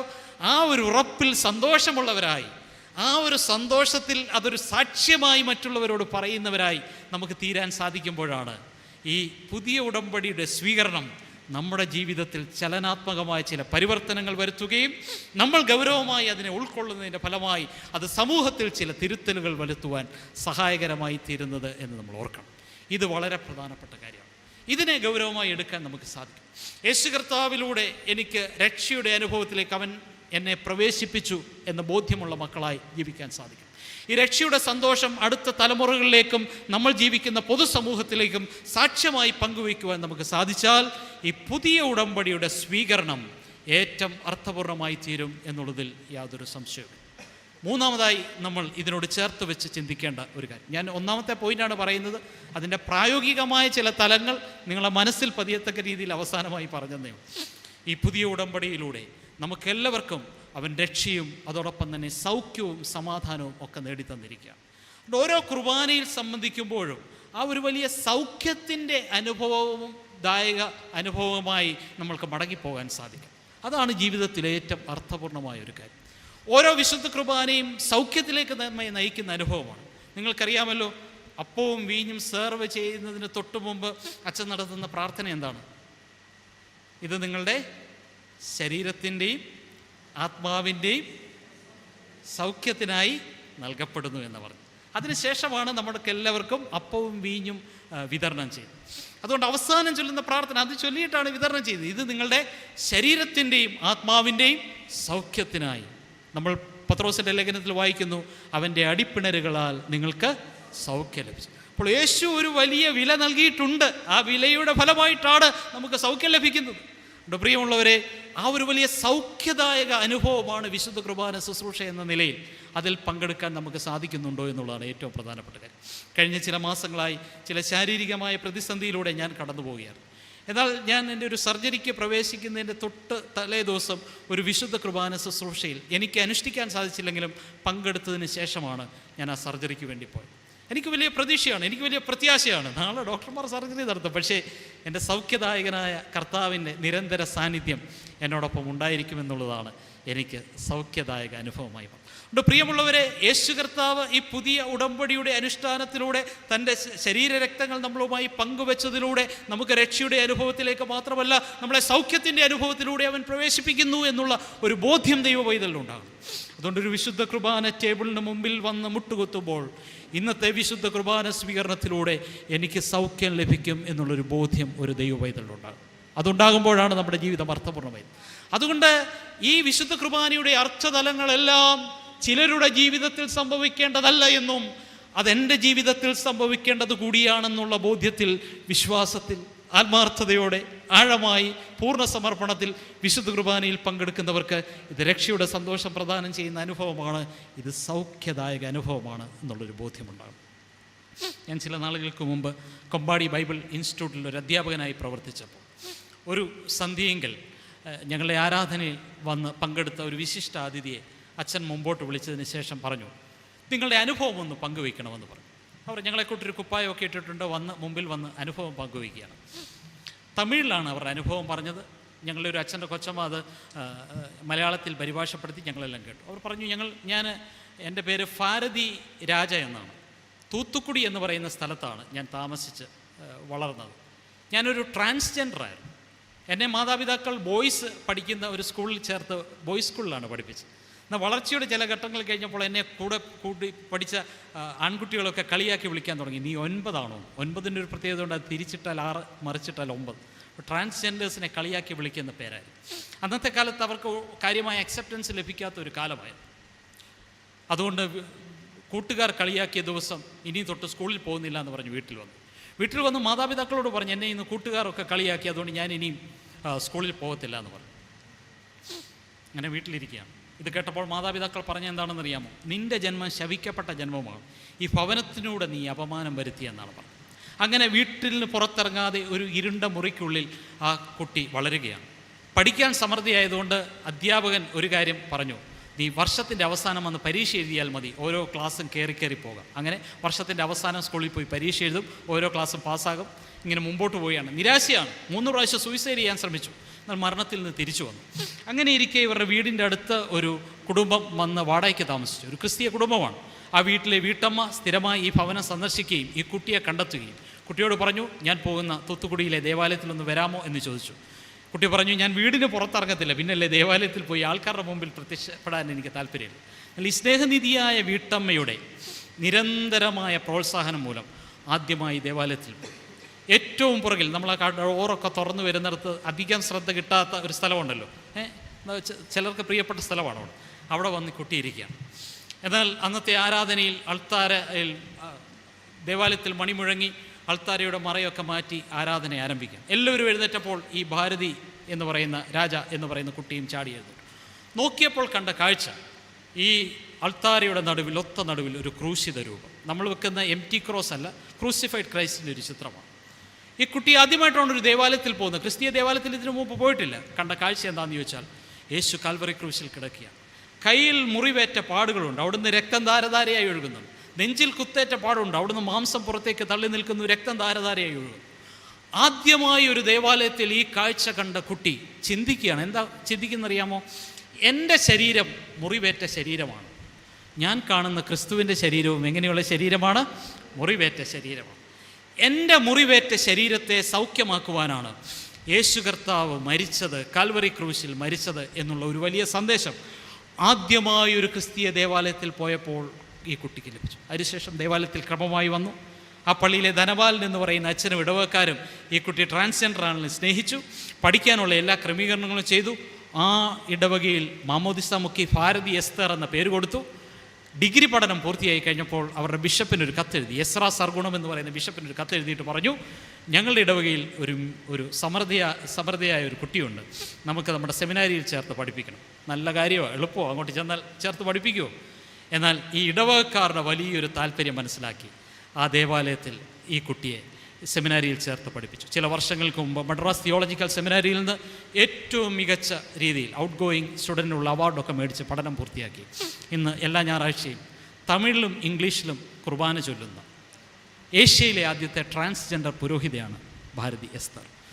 ഒരു കുർബാനയിൽ ആദ്യമായി സംബന്ധിക്കുകയും ആദ്യമായി ക്രൂശിത രൂപം കാണുകയും ക്രിസ്തുവിൻ്റെ കരങ്ങളിലെ മുറിപ്പാടുകൾ എൻ്റെ മുറിവേറ്റ ശരീരത്തെ സൗഖ്യമാക്കുകയും ചെയ്യുന്ന അനുഭവമാണെന്ന് തിരിച്ചറിഞ്ഞതിലൂടെ ജീവിതത്തിലേക്ക് മടങ്ങി വരികയും ഒരു പുരോഹിതയായി തീരുകയും ചെയ്തു എന്നുള്ളതാണ് ഏറ്റവും പ്രധാനപ്പെട്ടത്.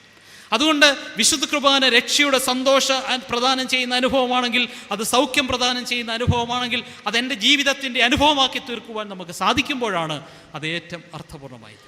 അതുകൊണ്ട് പ്രിയമുള്ളവരെ, ഈ പുതിയ ഉടമ്പടി, യേശു കർത്താവ് പുതിയ ഉടമ്പടിയിലൂടെ നമുക്ക് നൽകിയ രക്ഷയുടെ സന്തോഷത്തിൽ നിലനിൽക്കുവാൻ, അതിലൂടെ നമ്മൾ നേടിയെടുത്ത വിശുദ്ധിയുടെ അനുഭവത്തിൽ നിലനിൽക്കുവാൻ, ഈ പുതിയ ഉടമ്പടിയുടെ അനുഭവക്കാരായി ലോകത്തിൽ ജീവിക്കുവാൻ, അതിലൂടെ ലഭ്യമായി തീർന്ന സൗഖ്യത്തിൻ്റെ അനുഭവത്തിലേക്ക് അനേകരെ കൂട്ടിക്കൊണ്ടുവരുവാൻ നമുക്ക് സാധിച്ചാൽ നമ്മുടെ ജീവിതം ഏറ്റവും അർത്ഥപൂർണ്ണമായി തീരും.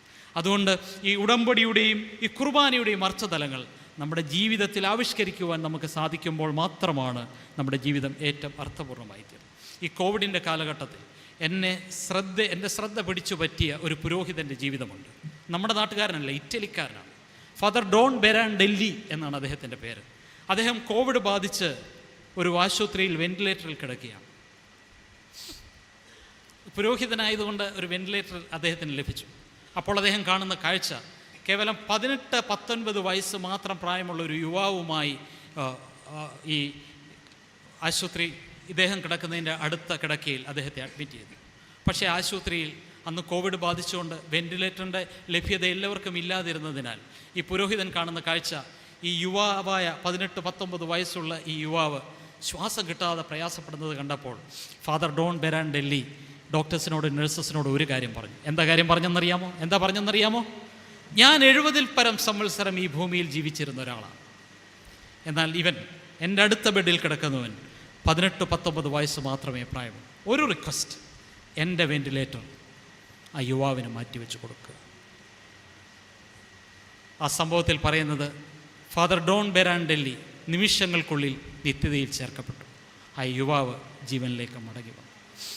ഇത് ശരിക്കും ഒരു കുർബാനയല്ലേ? ഇതിനപ്പുറത്ത് എന്താണ് കുർബാന? അതുകൊണ്ട് കുർബാനയിൽ പങ്കെടുക്കുകയല്ല, ഒരു കുർബാനയെ അനുഷ്ഠിച്ച വൈദികനെ കുറിച്ചല്ല ഞാൻ പറഞ്ഞത്. പിന്നെ അദ്ദേഹം ആരായി മാറുകയായിരുന്നു അറിയാമോ? ഒരു കുർബാനയായി മാറുകയായിരുന്നു എന്നുള്ളതാണ് ഏറ്റവും പ്രധാനപ്പെട്ടത്. അത്തരത്തിൽ പുതിയ ഉടമ്പടി യേശു ക്രിസ്തുവിൻ്റെ ജീവൻ്റെ വിലയുള്ള ഉടമ്പടിയാണ് എന്നുള്ള ബോധ്യമുള്ളവരായി നമ്മൾ തീരും. രണ്ടാമതായി ഈ വേദഭാഗം പങ്കുവയ്ക്കുന്ന പ്രധാനപ്പെട്ട ചിന്ത, പുതിയ ഉടമ്പടി അനുരഞ്ജനത്തിനായുള്ള ഉടമ്പടിയാണ് എന്നുള്ളത്. പുതിയ ഉടമ്പടി എന്തിനു വേണ്ടിയാണെന്നറിയാമോ? അനുരഞ്ജനത്തിനായുള്ള ഉടമ്പടിയാണ്. ദൈവം മനോഹരമായി സൃഷ്ടിച്ച ഈ പ്രപഞ്ചം, അതിലെ ജീവജാലങ്ങൾ, ദൈവത്തിൻ്റെ ജനം, ഇവരൊക്കെ ദൈവത്തിൽ നിന്ന് അകന്നു മാറിയത് കണ്ടപ്പോൾ ഇവരെ ദൈവത്തിങ്കലേക്ക് മടക്കി കൊണ്ടുവരുന്നതിനാണ് തൻ്റെ ഏകജാതനായ പുത്രനെ അയച്ചത്, അല്ലേ? അതുകൊണ്ട് ദൈവവുമായുള്ള ബന്ധത്തിൽ നകന്നു പോയ ഒരു സമൂഹത്തെ ദൈവത്തിങ്കലേക്ക് തിരികെ കൊണ്ടുവരുന്ന ഒരു അനുരഞ്ജനത്തിൻ്റെ പർപ്പസാണ് യേശു കർത്താവിൻ്റെ ജീവിതത്തിനും പ്രവർത്തനത്തിനുമുള്ളത് എന്ന് നമുക്കെല്ലാവർക്കും അറിയാം. അതുകൊണ്ട് ഈ പുതിയ ഉടമ്പടി എന്ന് പറയുമ്പോൾ തന്നെ അതിൻ്റെ അർത്ഥം ഒരു ബന്ധത്തെയാണ് സൂചിപ്പിക്കുന്നത്, അല്ലേ? ഉടമ്പടി എന്ന് പറഞ്ഞാൽ ഒറ്റയ്ക്കുള്ള കാര്യമല്ലല്ലോ, 2 പേർ ചേരുമ്പോഴാണല്ലോ അതൊരു ഉടമ്പടിയായി മാറുന്നത്. അല്ലെങ്കിൽ 2-ലധികം പേര് ചേരുമ്പോഴാണല്ലോ അതൊരു ഉടമ്പടി, അതൊരു ബന്ധത്തെയാണ് സൂചിപ്പിക്കുന്നത്.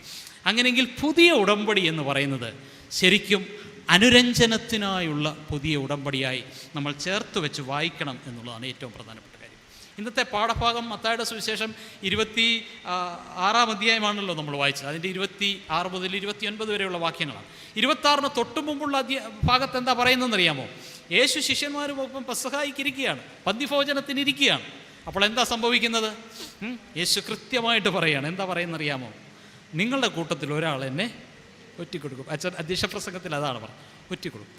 കൂട്ടത്തിൽ അത് പറഞ്ഞില്ലെങ്കിലും നേരത്തെ തന്നെ കർത്താവ് പറഞ്ഞു, കൂട്ടത്തിലിരിക്കുന്ന ഒരുത്തൻ എന്നെ തള്ളിപ്പറയും. നിങ്ങൾ ഓർത്തു നോക്കിയേ, 3.5 വർഷം സന്തത സഹചാരിയായി കൂടെ നടന്ന ശിഷ്യന്മാർ പോലും ആ ഒരു ഊഷ്മളമായ ബന്ധവും സുദൃഢയും സുതാര്യതയും നിലനിർത്താൻ സാധിക്കാതെ പോയൊരു സാഹചര്യത്തിലാണ് നമ്മൾ ഈ പുതിയ ഉടമ്പടിയുടെ അർത്ഥതലങ്ങൾ മനസ്സിലാക്കേണ്ടത് എന്ന് കാണാൻ സാധിക്കും.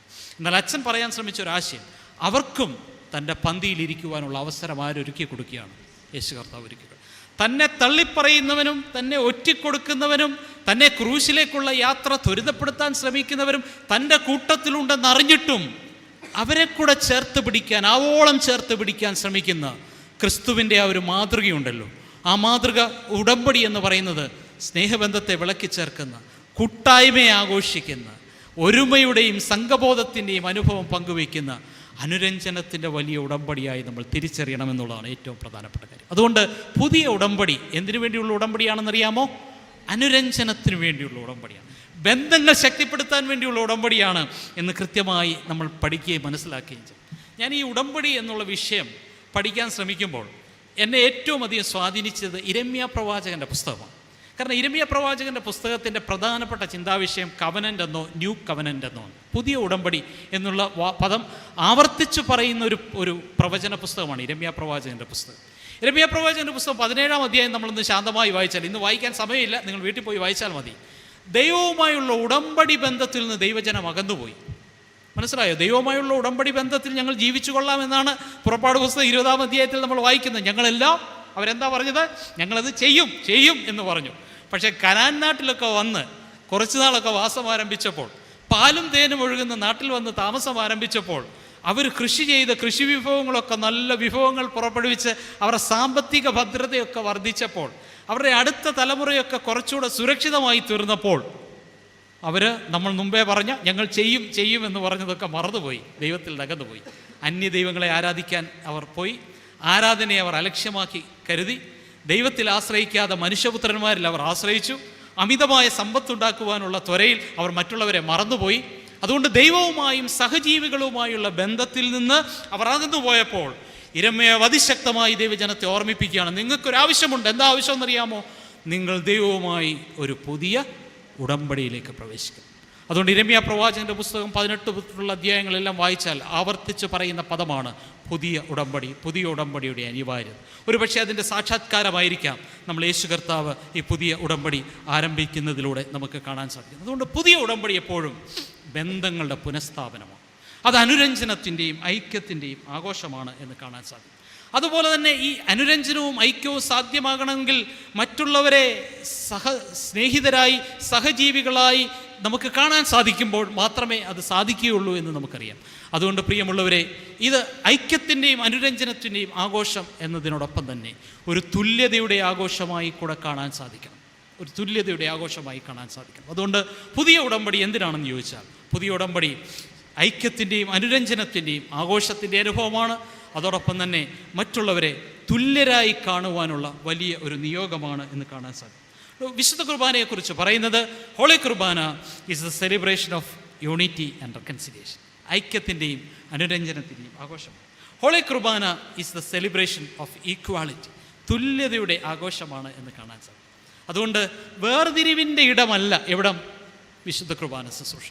നിങ്ങൾ ഒരുപക്ഷെ അടുത്ത ദിവസം കൊരിന്ത്യ ലേഖനം 10-11 അധ്യായത്തെക്കുറിച്ചുള്ള ധ്യാനങ്ങൾ ഒരുപക്ഷെ ഇവിടെ ക്രമീകരിക്കപ്പെട്ടിട്ടുണ്ട് എന്നാണ് എൻ്റെ വിചാരം.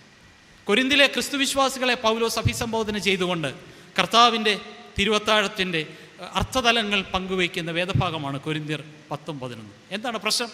കൊരിന്തിലെ സഭയിൽ സമ്പന്നരായ ആൾക്കാരുമുണ്ടായിരുന്നു, ദരിദ്രരായ ആൾക്കാരുമുണ്ടായിരുന്നു, സാധാരണക്കാരായ ആൾക്കാരുമുണ്ടായിരുന്നു. എന്നാൽ സമ്പന്ന ദരിദ്ര വേർതിരിവ് കൊരിന്ത്യ സഭയിൽ വളരെ ശക്തമായി. അവർ സാധാരണ വിശുദ്ധ കുർബാനയ്ക്ക് അപ്പം നുറുക്കൽ ശുശ്രൂഷ എന്നാണ് അവിടെ രേഖപ്പെടുത്തിയിരിക്കുന്നത്. അപ്പം നുറുക്കൽ ശുശ്രൂഷയ്ക്ക് വേണ്ടി കടന്നു വരുമ്പോൾ വീട്ടിൽ നിന്ന് എന്ത് കൊണ്ടുവരുമെന്നറിയാം? ഭക്ഷണ പദാർത്ഥങ്ങളൊക്കെ കൊണ്ടുവരും. എന്നിട്ട് ഈ അപ്പം നുറുക്കൽ ശുശ്രൂഷയൊക്കെ കഴിഞ്ഞ് അത് ഒരുമിച്ചിരുന്ന് കഴിച്ചിട്ടാണ് തിരികെ പോകുന്നത്. അതിന് അഗാപ്പേ മീൽ എന്നാണ്, സ്നേഹവിരുന്നെന്നാണ് പറയുന്നത്. നമ്മുടെയൊക്കെ ചിന്ത, നമ്മളിപ്പോൾ ഈ VBS തുടങ്ങിയപ്പോൾ ആരംഭിച്ച പരിപാടിയാണ് എന്ത്? സ്നേഹവിരുന്ന്. അങ്ങനെയല്ല, ആദിമസഭയിൽ തുടക്കം തൊട്ടേ ഉണ്ടായിരുന്ന ഒന്നാണ് ഈ അഗാപ്പേ മീൽ, സ്നേഹവിരുന്ന്. അത് അപ്പം നുറുക്കൽ ശുശ്രൂഷയിൽ പങ്കെടുത്തതിന് ശേഷം അവരൊരുമിച്ചിരുന്ന് വീട്ടിൽ നിന്ന് കൊണ്ടിരുന്ന ഭക്ഷണം എന്ത് ചെയ്യും? കഴിച്ചിട്ട് പിരി. പക്ഷെ കൊരിന്തിൽ എന്ത് സംഭവിച്ചെന്നറിയാമോ? കൊരിന്തിൽ സമ്പന്നരായ ആൾക്കാർ, അവർക്കൊരു ദിവസം ജോലിക്ക് പോയില്ലെങ്കിലും കുഴപ്പമില്ല, അവർ നേരത്തെ വന്ന് അവരുടെ കൂട്ടത്തിൽ എല്ലാവരെയും കൂടെ ചേർത്തിയിരുത്തി ഈ അഗാപ്പെ മീൽ അങ്ങ് കഴിക്കും. സാധാരണ ദരിദ്രരായ ആൾക്കാർ ജോലിയൊക്കെ കഴിഞ്ഞ് ക്ഷീണിച്ച് വന്ന് ഈ അപ്പം നുറുക്കൽ ശുശ്രൂഷയിൽ പങ്കെടുത്തതിന് ശേഷം അവർക്ക് പലപ്പോഴും അത് ലഭിക്കാതെ വരും. അപ്പോൾ സ്നേഹത്തിൻ്റെയും ഒരുമയുടെയും കൂട്ടായ്മയുടെയും സംഘബോധത്തിൻ്റെയും സാഹോദര്യത്തിൻ്റെയും ഒക്കെ നിദർശനമായി മാറേണ്ട, ഏറ്റവും വലിയ ഐക്യത്തിൻ്റെയും അനുരഞ്ജനത്തിൻ്റെയും ഇടമായി മാറേണ്ട വിശുദ്ധ കുർബാനയുടെ അനുഭവം സമ്പന്ന ദരിദ്ര വേർതിരിവുകളുടെ ഇടമായി എവിടെ മാറി? കൊരിന്തിൽ മാറി. അതുകൊണ്ടാണ് അവരെ ശാസിച്ചുകൊണ്ട് പൗലോസ് അപ്പോസ്തലൻ പറയുന്നത്, നിങ്ങൾ അയോഗ്യമായി, ബാക്കി ആർക്ക് പറയാം, അയോഗ്യമായി വിശുദ്ധ കുർബാന ശുശ്രൂഷയിൽ പങ്കെടുത്താൽ നിങ്ങൾ ശിക്ഷാവിധി തിന്നുകയും കുടിക്കുകയും ചെയ്യുന്നു എന്നാണ് പറയുന്നത്. അപ്പോൾ ഏറ്റവും വലിയ സ്നേഹത്തിൻ്റെ ഇടമായ വിശുദ്ധ കുർബാന ശുശ്രൂഷ, ഏറ്റവും വലിയ കൂട്ടായ്മയുടെ ഇടമായ വിശുദ്ധ കുർബാന ശുശ്രൂഷ, സംഘബോധത്തിൻ്റെയും സാഹോദര്യത്തിൻ്റെയും ആഘോഷം നടക്കേണ്ട വിശുദ്ധ കുർബാന ശുശ്രൂഷ, ഐക്യത്തിൻ്റെയും അനുരഞ്ജനത്തിൻ്റെയും ആഘോഷമായി മാറേണ്ട, അതിനുവേണ്ടി പുതിയ ഉടമ്പടി സ്ഥാപിക്കപ്പെട്ട അനുഭവമായി മാറിയ ഈ വിശുദ്ധ കുർബാന ശുശ്രൂഷ വേർതിരിവുകളുടെയും വിഭാഗീയതയുടെയും ഇടമായി മാറുന്നത് കണ്ടപ്പോൾ അസ്വസ്ഥചിത്തനായി തീർന്നാണ് അപ്പോസ്തലനായ വിശുദ്ധ പൗലോസ് യഥാർത്ഥ കുർബാനയുടെ അർത്ഥതലങ്ങൾ പഠിപ്പിക്കുകയും കുർബാനയിൽ പങ്കെടുക്കുന്നവർ സ്വീകരിക്കേണ്ട അനുസരണത്തിൻ്റെയും മാതൃകയുടെയും ചട്ടങ്ങളെ അവരെ പഠിപ്പിക്കുകയും ചെയ്യുന്നത് എന്ന് കാണാൻ സാധിക്കും. അതുകൊണ്ട് പ്രിയമുള്ളവരെ, ഈ സ്നേഹബന്ധത്തിൻ്റെ ആഘോഷം നടക്കാത്ത ഒരിടത്തും വിശുദ്ധ കുർബാന ശുശ്രൂഷ എന്തായി മാറത്തില്ല? അർത്ഥപൂർണമായി മാറത്തില്ല. ഐക്യത, ഒരുമിച്ച് ഞങ്ങളാരും ശത്രുക്കളല്ല എന്നും ഞങ്ങളെല്ലാവരും സ്നേഹിതരാണെന്നും ഞങ്ങൾ സഹവിശ്വാസികൾ മാത്രമല്ല ഞങ്ങൾ സഹോദരങ്ങളാണെന്നുമുള്ള ബോധ്യത്തിൽ വിശുദ്ധ കുർബാനയെ ശുശ്രൂഷയിൽ ആ സംഘബോധത്തോടുകൂടി ഒരുമയോടുകൂടി ആ ഒരു സ്നേഹബന്ധത്തിൻ്റെ തെളിമയോടുകൂടി പങ്കെടുക്കുവാൻ സാധിക്കുമ്പോഴാണ് കുർബാന ഏറ്റവും അർത്ഥപൂർണ്ണമായത്. അതുകൊണ്ട് എൻ്റെ അടുത്തിരിക്കുന്നവൻ എൻ്റെ ശത്രുവല്ല, മറിച്ച് ആരാണ്? എൻ്റെ സഹോദരനും സ്നേഹിതനുമാണെന്നുള്ള ബോധ്യമുണ്ടാകുമ്പോഴാണ് കുർബാന ഏറ്റവും അർത്ഥപൂർണ്ണമായത്. അതുകൊണ്ട് പ്രിയമുള്ളവരെ, കുർബാന ഐക്യത്തിൻ്റെ ആഘോഷം, അത് സ്നേഹബന്ധത്തിൻ്റെ ആഘോഷമാണ്, ഒരുമയുടെ ആഘോഷമാണ്. നിങ്ങൾ ഓർത്തു നോക്കിയ ഒരേ അപ്പത്തിൽ നിന്നും അല്ലെങ്കിൽ ഒരേ കാസയിൽ നിന്നും ഒരേ പീലാസയിൽ നിന്നുമാണ് ഈ ദേവാലയത്തിൽ കടന്നു വരുന്ന എല്ലാവരും വിശുദ്ധ കുർബാന അനുഷ്ഠിക്കും, അല്ലേ? ഓരോരുത്തർക്ക് ഓരോന്നാണോ? അല്ല. വലിയവനെന്നോ ചെറിയവനെന്നോ വേർതിരിവുണ്ട്. എല്ലാ വിഭാഗീയതയും അലിഞ്ഞലിഞ്ഞില്ലാതെയായിത്തീരുന്ന ഇടമാണ് വിശുദ്ധ കുർബാന ശുശ്രൂഷയുടെ ഇടം. വേർതിരിവുകളില്ലാത്ത ഐക്യവും അനുരഞ്ജനവും സംഘബോധവും സാഹോദര്യവും ആഘോഷിക്കപ്പെടുന്ന ഒരിടമാണ് വിശുദ്ധ കുർബാന ശുശ്രൂഷ. ഈയിടെ ഒരു പള്ളിയിൽ കുർബാന ശുശ്രൂഷയിൽ ഞാൻ പോയി സംബന്ധിച്ചു. കുർബാന ശുശ്രൂഷ കഴിഞ്ഞ് അന്ന് അവിടുത്തെ വികാരിയച്ഛൻ ഇല്ലാതിരുന്നൊരു വലിയ ദേവാലയമാണ്. എന്നെ ശുശ്രൂഷയ്ക്ക് വേണ്ടി വിളിച്ചതാണ്. അച്ഛൻ അത്യാവശ്യമായിട്ട് കണ്ട് പോകണമായിരുന്നു. ഞാൻ കുർബാനയൊക്കെ കഴിഞ്ഞ് അല്പം ക്ഷീണിച്ച് സൈഡിൽ നിന്ന് ചായ കുടിക്കാം. അപ്പോൾ ഒരു പ്രമാണിയായ മനുഷ്യൻ, അദ്ദേഹത്തിൻ്റെ വരവ് കണ്ടപ്പോൾ തന്നെ നമുക്കറിയാം, പ്രമാണിയായ മനുഷ്യൻ വന്നിട്ട് എനിക്ക് ചായ എടുത്തുകൊണ്ട് വന്ന ആ ഇടവകയിലെ ശുശ്രൂഷക്കാരനെ വല്ലാതെ ഷൗട്ട് ചെയ്തു. ഞാൻ ആദ്യമായിട്ട് അദ്ദേഹത്തെ കാണുകയാണ്. വല്ലാതെ ദേഷ്യപ്പെടുകയാണ് ഈ പ്രമാണിയായ മനുഷ്യൻ. ഞാൻ ചോദിച്ചു, എന്ത് പറ്റി സാറേ ഇത്രയും ദേഷ്യപ്പെടാൻ? കുർബാന കഴിഞ്ഞതേ ഉള്ളൂ. അച്ഛൻ അറിയാമോ ഇവൻ എന്താ ചെയ്തതെന്ന്? ഞാൻ പറഞ്ഞു, എനിക്കറിയത്തില്ല അച്ഛൻ. ഞാൻ ഇരുന്നിടത്തെ ഫാൻ മാത്രം ഇന്ന് കറങ്ങിയില്ല. ഞാൻ പെതുക്കെ എഴുന്നേറ്റ് ചായയൊക്കെ കുടിച്ച് കഴിഞ്ഞ് മറ മാറ്റി നോക്കുക. ഞാൻ 60 ഫാൻ എണ്ണിയെടുത്തു. കാരണം 15 ഫാൻ വെച്ച് 4 റോയിൽ കടന്ന് കറങ്ങുകയാണ്. ഇന്ന് നിങ്ങളുടെയൊക്കെ പള്ളിക്ക് ഒരു സ്വിച്ച് ഇട്ടാൽ എല്ലാ ഫാനും കറങ്ങും. അതൊരു പഴയ ദേവാലയമായതുകൊണ്ട് ഓരോ സ്വിച്ച് വിട്ടാലേ പറ്റത്തുള്ളൂ. ഞാൻ ആലോചിച്ചു, ഈ പ്രായമുള്ള മനുഷ്യൻ വന്ന് ഇത്രയും വലിയ പള്ളിയുടെ ചുറ്റും തൂത്തു വൃത്തിയാക്കി ഈ മധുവായം ഒരുക്കിയതിന് ശേഷം അദ്ദേഹം എല്ലാ ഫാനും വിട്ട കൂട്ടത്തിൽ ഒരു പക്ഷേ ആ സ്വിച്ച് ഓണായി കാണത്തില്ലായിരിക്കും, അല്ലെങ്കിൽ ഇത് കേടായതായിരിക്കും. ഇദ്ദേഹം വന്ന് പറയുകയാണ്, ഷൗട്ട് ചെയ്യുകയാണ്. എവിടെയാണ് പ്രിയമുള്ളവരെ ചർച്ച് എ കമ്മ്യൂണിറ്റി ഓഫ് ഈക്വൽസായി മാറുന്നത്? തുല്യതയുടെ ഒരിടമായി മാറുന്നത്. അതുകൊണ്ട് പ്രിയമുള്ളവരെ, ഇത് തുല്യത ആഘോഷിക്കപ്പെടുന്ന ഒന്നാണ്. ഒരേ കാസയിൽ നിന്നും ഒരേ പിലാസയിൽ നിന്നും പാനം ചെയ്യുകയും സ്വീകരിക്കുകയും ചെയ്യുന്ന ദൈവമക്കൾ തുല്യരാണെന്നുള്ളൊരു അവബോധം, ദൈവസന്നിധിയിൽ തുല്യരാണെന്നുള്ളൊരു അവബോധം ഉണ്ടാകുമ്പോഴാണ് ഈ ഉടമ്പടിയുടെ ബന്ധവും അതിൻ്റെ അർത്ഥവും അർത്ഥതലങ്ങളും അർത്ഥപൂർണ്ണമായി തീരുന്നത് എന്ന് കാണാൻ സാധിക്കും. എനിക്ക് അച്ഛൻ തന്നിരിക്കുന്ന സമയം കഴിഞ്ഞു. എന്നാലും ഒരു 5 മിനിറ്റ് കൂടെ എടുത്ത് ഒരു ധ്യാനചിന്തയോടെ പറഞ്ഞ് ഞാൻ അവസാനം, എന്നാലും നമ്മുടെ സമയത്ത് തീരും കേട്ടോ. പുതിയ ഉടമ്പടിയുടെ 2 അർത്ഥതലങ്ങൾ ഞാൻ പറഞ്ഞു. ഒന്ന്, പുതിയ ഉടമ്പടി ക്രിസ്തുവിൻ്റെ ജീവൻ നൽകിയ ജീവൻ്റെ വിലയുള്ള ഉടമ്പടിയാണ്. 2, പുതിയ ഉടമ്പടി അതിൻ്റെ പ്രത്യേകത എന്താണ്? പുതിയ ഉടമ്പടി അനുരഞ്ജനത്തിനായുള്ള ഉടമ്പടി. 3, പുതിയ ഉടമ്പടി നിത്യതയിലേക്ക് നീളുന്ന നിത്യമായ ഉടമ്പടി. ഏതൊരു ഉടമ്പടിക്കും എന്തുണ്ട്? ഒരു കാലമുണ്ട്, അല്ലേ? ഒരു കോൺട്രാക്റ്റ് എന്ന് പറഞ്ഞാൽ നമ്മൾ ഇത്ര വർഷത്തേക്കാണ് കോൺട്രാക്റ്റ് ചെയ്യുന്നത്. ഏതൊരു ഉടമ്പടിക്കും ഒരു കാലമുണ്ട്. പക്ഷെ അതിൽ നിന്നും വ്യത്യസ്തമായി ഈ ഉടമ്പടിക്കുള്ള ഒരു പ്രത്യേകത എന്താണെന്നറിയാമോ? ഇത് താൽക്കാലികമായിട്ടുള്ള ഒരു ഉടമ്പടിയല്ല. യേശുവിൻ്റെ ക്രൂശ് മരണത്തിലൂടെ അവസാനിക്കുന്ന ഉടമ്പടിയല്ല. പിന്നെ എന്താണെന്നറിയാമോ? ഈ ഉടമ്പടി നിത്യതയിലേക്ക് നീളുന്ന നിത്യമായ ഒരു ഉടമ്പടിയാണെന്നുള്ളൊരു ബോധ്യം ഉണ്ട്. ഈ പുതിയ ഉടമ്പടിയുടെ അനുഭവത്തിലേക്ക് പ്രവേശിച്ച ദൈവമക്കളെ, ഈ പുതിയ ഉടമ്പടി ചില നാളുകൾ കൊണ്ട് അവസാനിപ്പിക്കാമെന്നാരും ചിന്തിക്കരുത്. പിന്നെ എന്താണെന്നറിയാമോ? ഇത് നിത്യതയിലേക്ക് നീളുന്ന ഉടമ്പടിയാണ്. ഇന്ന് വായിച്ചു കേട്ട വേദഭാഗത്തിൽ 29-ാമത്തെ വാക്യം, എൻ്റെ പിതാവിൻ്റെ രാജ്യത്തിൽ നിങ്ങളോടുകൂടെ പുതുതായി കുടിക്കുന്ന ഒരു നാളുണ്ട് എന്നാര് നമ്മളെ പഠിപ്പിക്കുകയാണ്? ആര് പഠിപ്പിക്കുകയാണ്? യേശു. എൻ്റെ ദിവസങ്ങൾ, ഈ പെസഹ പന്തിഭോജനത്തിന് ശേഷം ചില ദിവസങ്ങൾ കഴിയുമ്പോൾ ഞാൻ ക്രൂശിൽ മരിക്കും. അതോടുകൂടി തീരുന്നില്ല. ഞാൻ മരിക്കും, ഉയർത്തെഴുന്നേൽക്കും. അതിനുശേഷം നിങ്ങളെ ചേർക്കുവാൻ വീണ്ടും വരുന്ന ഒരു ദിവസമുണ്ട്. ആ ദിവസത്തിൽ നമുക്ക് എന്തുണ്ട്? ഇതിലും വലിയൊരു പന്തിഭോജനമുണ്ട് എന്നുള്ളതാണ് ഏറ്റവും പ്രധാനപ്പെട്ട കാര്യം. അതുകൊണ്ട് ഈ ഉടമ്പടി ഒരു പ്രത്യേകത, അത് താൽക്കാലികമായിട്ടുള്ള ഉടമ്പടി അല്ല പ്രിയമുള്ളവരെ. പിന്നെ എന്താണെന്നറിയാമോ? അത് നിത്യതയിലേക്ക് നീളുന്ന ഒരു ഉടമ്പടിയാണെന്നുള്ളൊരു ബോധ്യം നമുക്കുണ്ടാകും. അതുകൊണ്ട് യേശു കർത്താവിൻ്റെ ക്രൂശ് മരണത്താൽ ഈ ഉടമ്പടി, പുതിയ ഉടമ്പടി സ്ഥാപിക്കപ്പെട്ടു. അതാണ് അതിൻ്റെ ഒരു പാസ്റ്റ് തലം. ഇന്ന് നമ്മൾ ആ പുതിയ ഉടമ്പടിയുടെ അനുഭവത്തിൽ ക്രമാനുഗതമായി വളർന്നുകൊണ്ടിരിക്കുന്നു. അതാണ് ഈ ഉടമ്പടിയുടെ പ്രസന്റ് തലം. But there is a futuristic dimension. എന്താണ്? യേശു കർത്താവിൻ്റെ വീണ്ടും വരവിൽ, അതിനുശേഷം കർത്താവിനോട് ചേർന്നുള്ള നമ്മുടെ നിത്യമായ വാസത്തിൽ.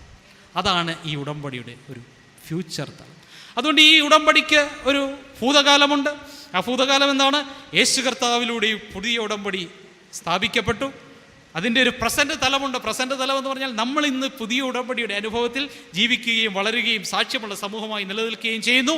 But there is a futuristic dimension. യേശു കർത്താവിൻ്റെ വീണ്ടും വരവിൽ നമുക്കൊരു വലിയ പന്തിഭോജനമുണ്ട് എന്നുള്ളൊരു ബോധ്യം നമുക്കുണ്ട്. അതുകൊണ്ടാണ് വിശുദ്ധ കുർബാന ശുശ്രൂഷയിൽ ഏറ്റവും പ്രധാനപ്പെട്ട സമയത്തുള്ളൊരു പ്രാർത്ഥനയുണ്ട്. അച്ഛൻ അപ്പം നുറുക്കിയതിന് ശേഷം ഒരു പ്രാർത്ഥന നടത്തിയതിന് ശേഷം ജനമെല്ലാം പ്രതിവാക്യമായി പറയുന്ന പ്രാർത്ഥന. എന്താ പ്രാർത്ഥന? കർത്താവേ, നിൻ്റെ മരണത്തെ ഞങ്ങൾ ഓർക്കുന്നു. ബാക്കി പറയാമോ? നിൻ്റെ ഉയർത്തെഴുന്നേൽപ്പിനെ ഞങ്ങൾ കൊണ്ടാടുന്നു. നിൻ്റെ വീണ്ടും വരവിന് വേണ്ടി ഞങ്ങൾ കാത്തിരിക്കുന്നു. O lord, your death we remember, your resurrection we are celebrating and we are anxiously waiting for your second coming. ഇതാണ് പ്രിയമുള്ളവരെ നമ്മുടെ പ്രത്യാശ. ഓരോ വിശുദ്ധ കുർബാന ശുശ്രൂഷയും നമ്മളെ പ്രത്യാശയുടെ അനുഭവത്തിലേക്ക് നയിക്കണം. എന്താണ് ആ പ്രത്യാശയുടെ അനുഭവം? യേശു കർത്താവിൻ്റെ വീണ്ടും വരവിൽ ഇന്ന് ഞങ്ങൾ ഒരുക്കിയതിനേക്കാൾ വലിയൊരു ടേബിൾ സെറ്റ് ചെയ്യാൻ പോവുകയാണ്. മനസ്സിലായോ? ഒരു വലിയ പന്തിഭോജനം ആരോടൊപ്പമുണ്ട്? കർത്താവിനോടൊപ്പമുണ്ട് എന്നുള്ളതാണ് നമ്മുടെ പ്രത്യാശയും നമ്മുടെ പ്രതീക്ഷയും നമ്മുടെ ലക്ഷ്യവും. അതുകൊണ്ട് പത്രോസിൻ്റെ 1-ാം ലേഖനത്തിൽ പറയുന്നു, ആകയാൽ നിങ്ങളുടെ മനസ്സുറപ്പിച്ച് നിർമ്മതരായി യേശു ക്രിസ്തുവിൻ്റെ പ്രത്യക്ഷതയെങ്കിൽ നിങ്ങൾക്ക് വരുവാനുള്ള വലിയ ദൈവത്തിൻ്റെ കൃപയിൽ പൂർണ്ണ പ്രത്യാശ വെച്ചു. അതുകൊണ്ട് പുതിയ ഉടമ്പടിയുടെ 3-ാമത്തെ പ്രത്യേകത എന്താണ്? അത് നിത്യമായ ഉടമ്പടിയാണ്, നിത്യതയിലേക്ക് നീളുന്ന ഉടമ്പടിയാണ്. ഡീട്രിഷ് ബോൺഹോഫർ എന്ന് പറയുന്ന ദൈവശാസ്ത്രജ്ഞൻ 39-ാമത്തെ വയസ്സിൽ രക്തസാക്ഷിയായി തീർന്ന ബോൺഹോഫർ അനുഗ്രഹീതനായ പട്ടക്കാരനായിരുന്നു. അദ്ദേഹം എഴുതിയ നിരവധി പുസ്തകങ്ങൾ നമ്മൾ വായിച്ചിട്ടുണ്ട്, പഠിച്ചിട്ടുണ്ട്. ബോൺഹോഫർ 39-ാമത്തെ വയസ്സിൽ രക്തസാക്ഷിയായി. അദ്ദേഹത്തെ കൊലപ്പെടുത്തുവാൻ വേണ്ടി പിടിച്ചുകൊണ്ടുപോയ പടയാളികളോട് അദ്ദേഹം അവസാനമായി പറഞ്ഞത് എന്താണെന്നറിയാമോ? നിങ്ങളെ സംബന്ധിച്ച് ഇതെൻ്റെ ജീവിതത്തിൻ്റെ അവസാനമായിരിക്കും, പക്ഷേ എന്നെ സംബന്ധിച്ച് ഇത് കർത്താവിനോട് ഒപ്പമുള്ള പുതിയ ജീവിതത്തിൻ്റെ തുടക്കമാണ് എന്നാണ് പറഞ്ഞത്. മനസ്സിലായോ? For you this may be the end of my life, but for me this is only the beginning of A new life with Christ. ഈ പുതിയ ഉടമ്പടി താൽക്കാലിക ഉടമ്പടി അല്ല പ്രിയമുള്ളവരെ, നിത്യതയിലേക്ക് നീളുന്ന ഉടമ്പടി. ഫാനി ജെ ക്രോസ്ബിയെ കുറിച്ച് നമുക്കെല്ലാവർക്കും അറിയാം. ജനിച്ച് 5 വയസ്സ് കഴിഞ്ഞപ്പോൾ 2 കണ്ണിൻ്റെയും കാഴ്ച നഷ്ടപ്പെട്ട അന്ധയായി ഈ ലോകത്തിൽ ജീവിതം മുഴുവൻ തള്ളി നീക്കിയ വ്യക്തിയാണ് ഫാനി ജെ ക്രോസ്ബി. 6000-ൽ പരം ക്രിസ്തീയ കീർത്തനങ്ങൾ എഴുതിയിട്ടുള്ള ആളാണ് ഫാനി ജെ ക്രോസ്ബി. പോകല്ലേ കടന്നെന്നെ നീ പ്രിയ യേശുവേ, യേശു എൻ സ്വന്തം ഹല്ലേലൂയ എന്ന പാട്ട്. വാഴ്ത്തിൻ വാഴ്ത്തിൻ യേശു രക്ഷകനെ വാഴ്ത്തി, എന്നെ രക്ഷിപ്പാൻ ഉന്നതം വിട്ടു. നമ്മൾ പാടുന്ന, ഇന്ന് ക്രിസ്തീയ കീർത്തനം വീട്ടിൽ പോയി മറിച്ച് നോക്കിയാൽ മതി, നമ്മൾ പാടുന്ന മിക്ക പാട്ടുകളും എഴുതിയിരിക്കുന്നത് ഫാനി ജെ ക്രോസ്ബിയാണ്. ഫാനി ജെ ക്രോസ്ബി മരിക്കുന്നതിന് മുമ്പ് ഈ ലോകത്തിൽ മുഴുവൻ ആയുസ്സും അന്ധയായി ജീവിച്ച് 5 വയസ്സ് മാത്രമേ കാഴ്ച കണ്ടിട്ടുള്ളൂ, ബാക്കി ശേഷം അന്ധയായി ജീവിച്ച ആൾ പറയുകയാണ്, അന്ധത എന്ന വരം എനിക്ക് നൽകിയ ദൈവത്തിന് സ്തോത്രം. ഞാൻ മരിച്ചുയർത്തെഴുന്നേറ്റ് എൻ്റെ കർത്താവിൻ്റെ സന്നിധിയിൽ നിൽക്കുമ്പോൾ എൻ്റെ നഗ്നനേത്രങ്ങൾ തുറന്ന് ആദ്യമായി ഞാൻ കാണുന്നത് ആരെയായിരിക്കും എന്നറിയാമോ? എനിക്ക് കാൽവറി ക്രൂശിൽ മരിച്ച്, എനിക്ക് വേണ്ടി കാൽവറി ക്രൂശിൽ മരിച്ചു ഉയർത്തെഴുന്നേറ്റ എൻ്റെ യേശു കർത്താവ്. ഈ ലോകത്തിൽ കഷ്ടങ്ങളുണ്ട്, വേദനകളുണ്ട്, സങ്കടങ്ങളുണ്ട്, ഭാരങ്ങളുണ്ട്, പ്രയാസമുണ്ട്. എന്നാൽ പുതിയ ഉടമ്പടിയിലേക്ക് പ്രവേശിച്ച ദൈവമക്കൾക്കൊരു പ്രത്യാശയുണ്ട്. എന്താണ് ആ പ്രത്യാശ എന്നറിയാമോ? ഇത് നിത്യമായൊരു ഉടമ്പടിയാണ്. യേശു കർത്താവ് ആ ഉടമ്പടി ഒരിക്കലും ഭഞ്ജിക്കത്തില്ല. അവൻ നമ്മളോട് പറഞ്ഞിരിക്കുകയാണ്, ഞാൻ ഇനി വരുമ്പോൾ നിങ്ങളോടൊപ്പം ഒരു പന്തിഭോജനത്തിനിരിക്കുമെന്ന്. ആ പ്രത്യാശയുള്ള ദൈവമക്കളൊന്ന് കൈ ഉയർത്തി സ്തോത്രം പറഞ്ഞാൽ അതാണ് നമ്മുടെ പ്രത്യാശ. അതുകൊണ്ട് പ്രിയമുള്ളവരെ, ഈ ഉടമ്പടി എന്താണ്? നിത്യമായ ഉടമ്പടി. ഈ ഉടമ്പടിയുടെ 3 പ്രത്യേകതകൾ ഇന്ന് രാത്രി നമ്മൾ കേട്ടു. 1, ക്രിസ്തുവിൻ്റെ ജീവൻ നൽകിയ ഉടമ്പടിയാണ്. ക്രിസ്തുവിൻ്റെ ജീവൻ്റെ വിലയുള്ള ഉടമ്പടിയാണ്. 2, ഈ ഉടമ്പടി എന്താണ്? അനുരഞ്ജനത്തിനായുള്ള ഉടമ്പടിയാണ്. അതുകൊണ്ട് സഭ എപ്പോഴും ഈ അനുരഞ്ജനവും തുല്യതയും ആഘോഷിക്കേണ്ട സമൂഹം. 3, ഈ ഉടമ്പടിയുടെ പ്രത്യേകത എന്താണ്? നിത്യമായ ഉടമ്പടി. ആകയാൽ നിങ്ങളുടെ മനസ്സുറപ്പിച്ച് നിർമ്മതരായി കർത്താവിൻ്റെ പ്രത്യക്ഷതയെങ്കിൽ നിങ്ങൾക്ക് വരുവാനുള്ള വലിയ ദൈവത്തിൻ്റെ കൃപയിൽ പൂർണ്ണ പ്രത്യാശ വെച്ചു. ഇസ്രായേൽ മക്കൾ ഒരു കാര്യം പറഞ്ഞു. എന്താ പറഞ്ഞത്? ഞങ്ങൾ ഇത് ചെയ്യും. യേശു കർത്താവ് നമ്മളോട് പറഞ്ഞു, നിങ്ങളിത് ചെയ്യുവീൻ. അതുകൊണ്ട് പ്രിയമുള്ളവരെ, ഇന്ന് കേട്ട വചനം നമ്മുടെ ജീവിതത്തിൻ്റെ പ്രായോഗിക തലങ്ങളിൽ എത്തിക്കുമ്പോഴാണ് നമ്മൾ ആരായി മാറുന്നതെന്നറിയാമോ? ആരായി മാറുന്നത്? പുതിയ ഉടമ്പടിയുടെ സ്വീകർത്താക്കളായി മാറുന്നു. പുതിയ ഉടമ്പടിയുടെ സ്വീകർത്താക്കളായി കർത്താവിനോട് ചേർന്ന് ജയോത്സവമായി ജീവിക്കാം. ഈ വചനങ്ങളാൽ ദൈവം നമ്മെ സഹായിക്കും.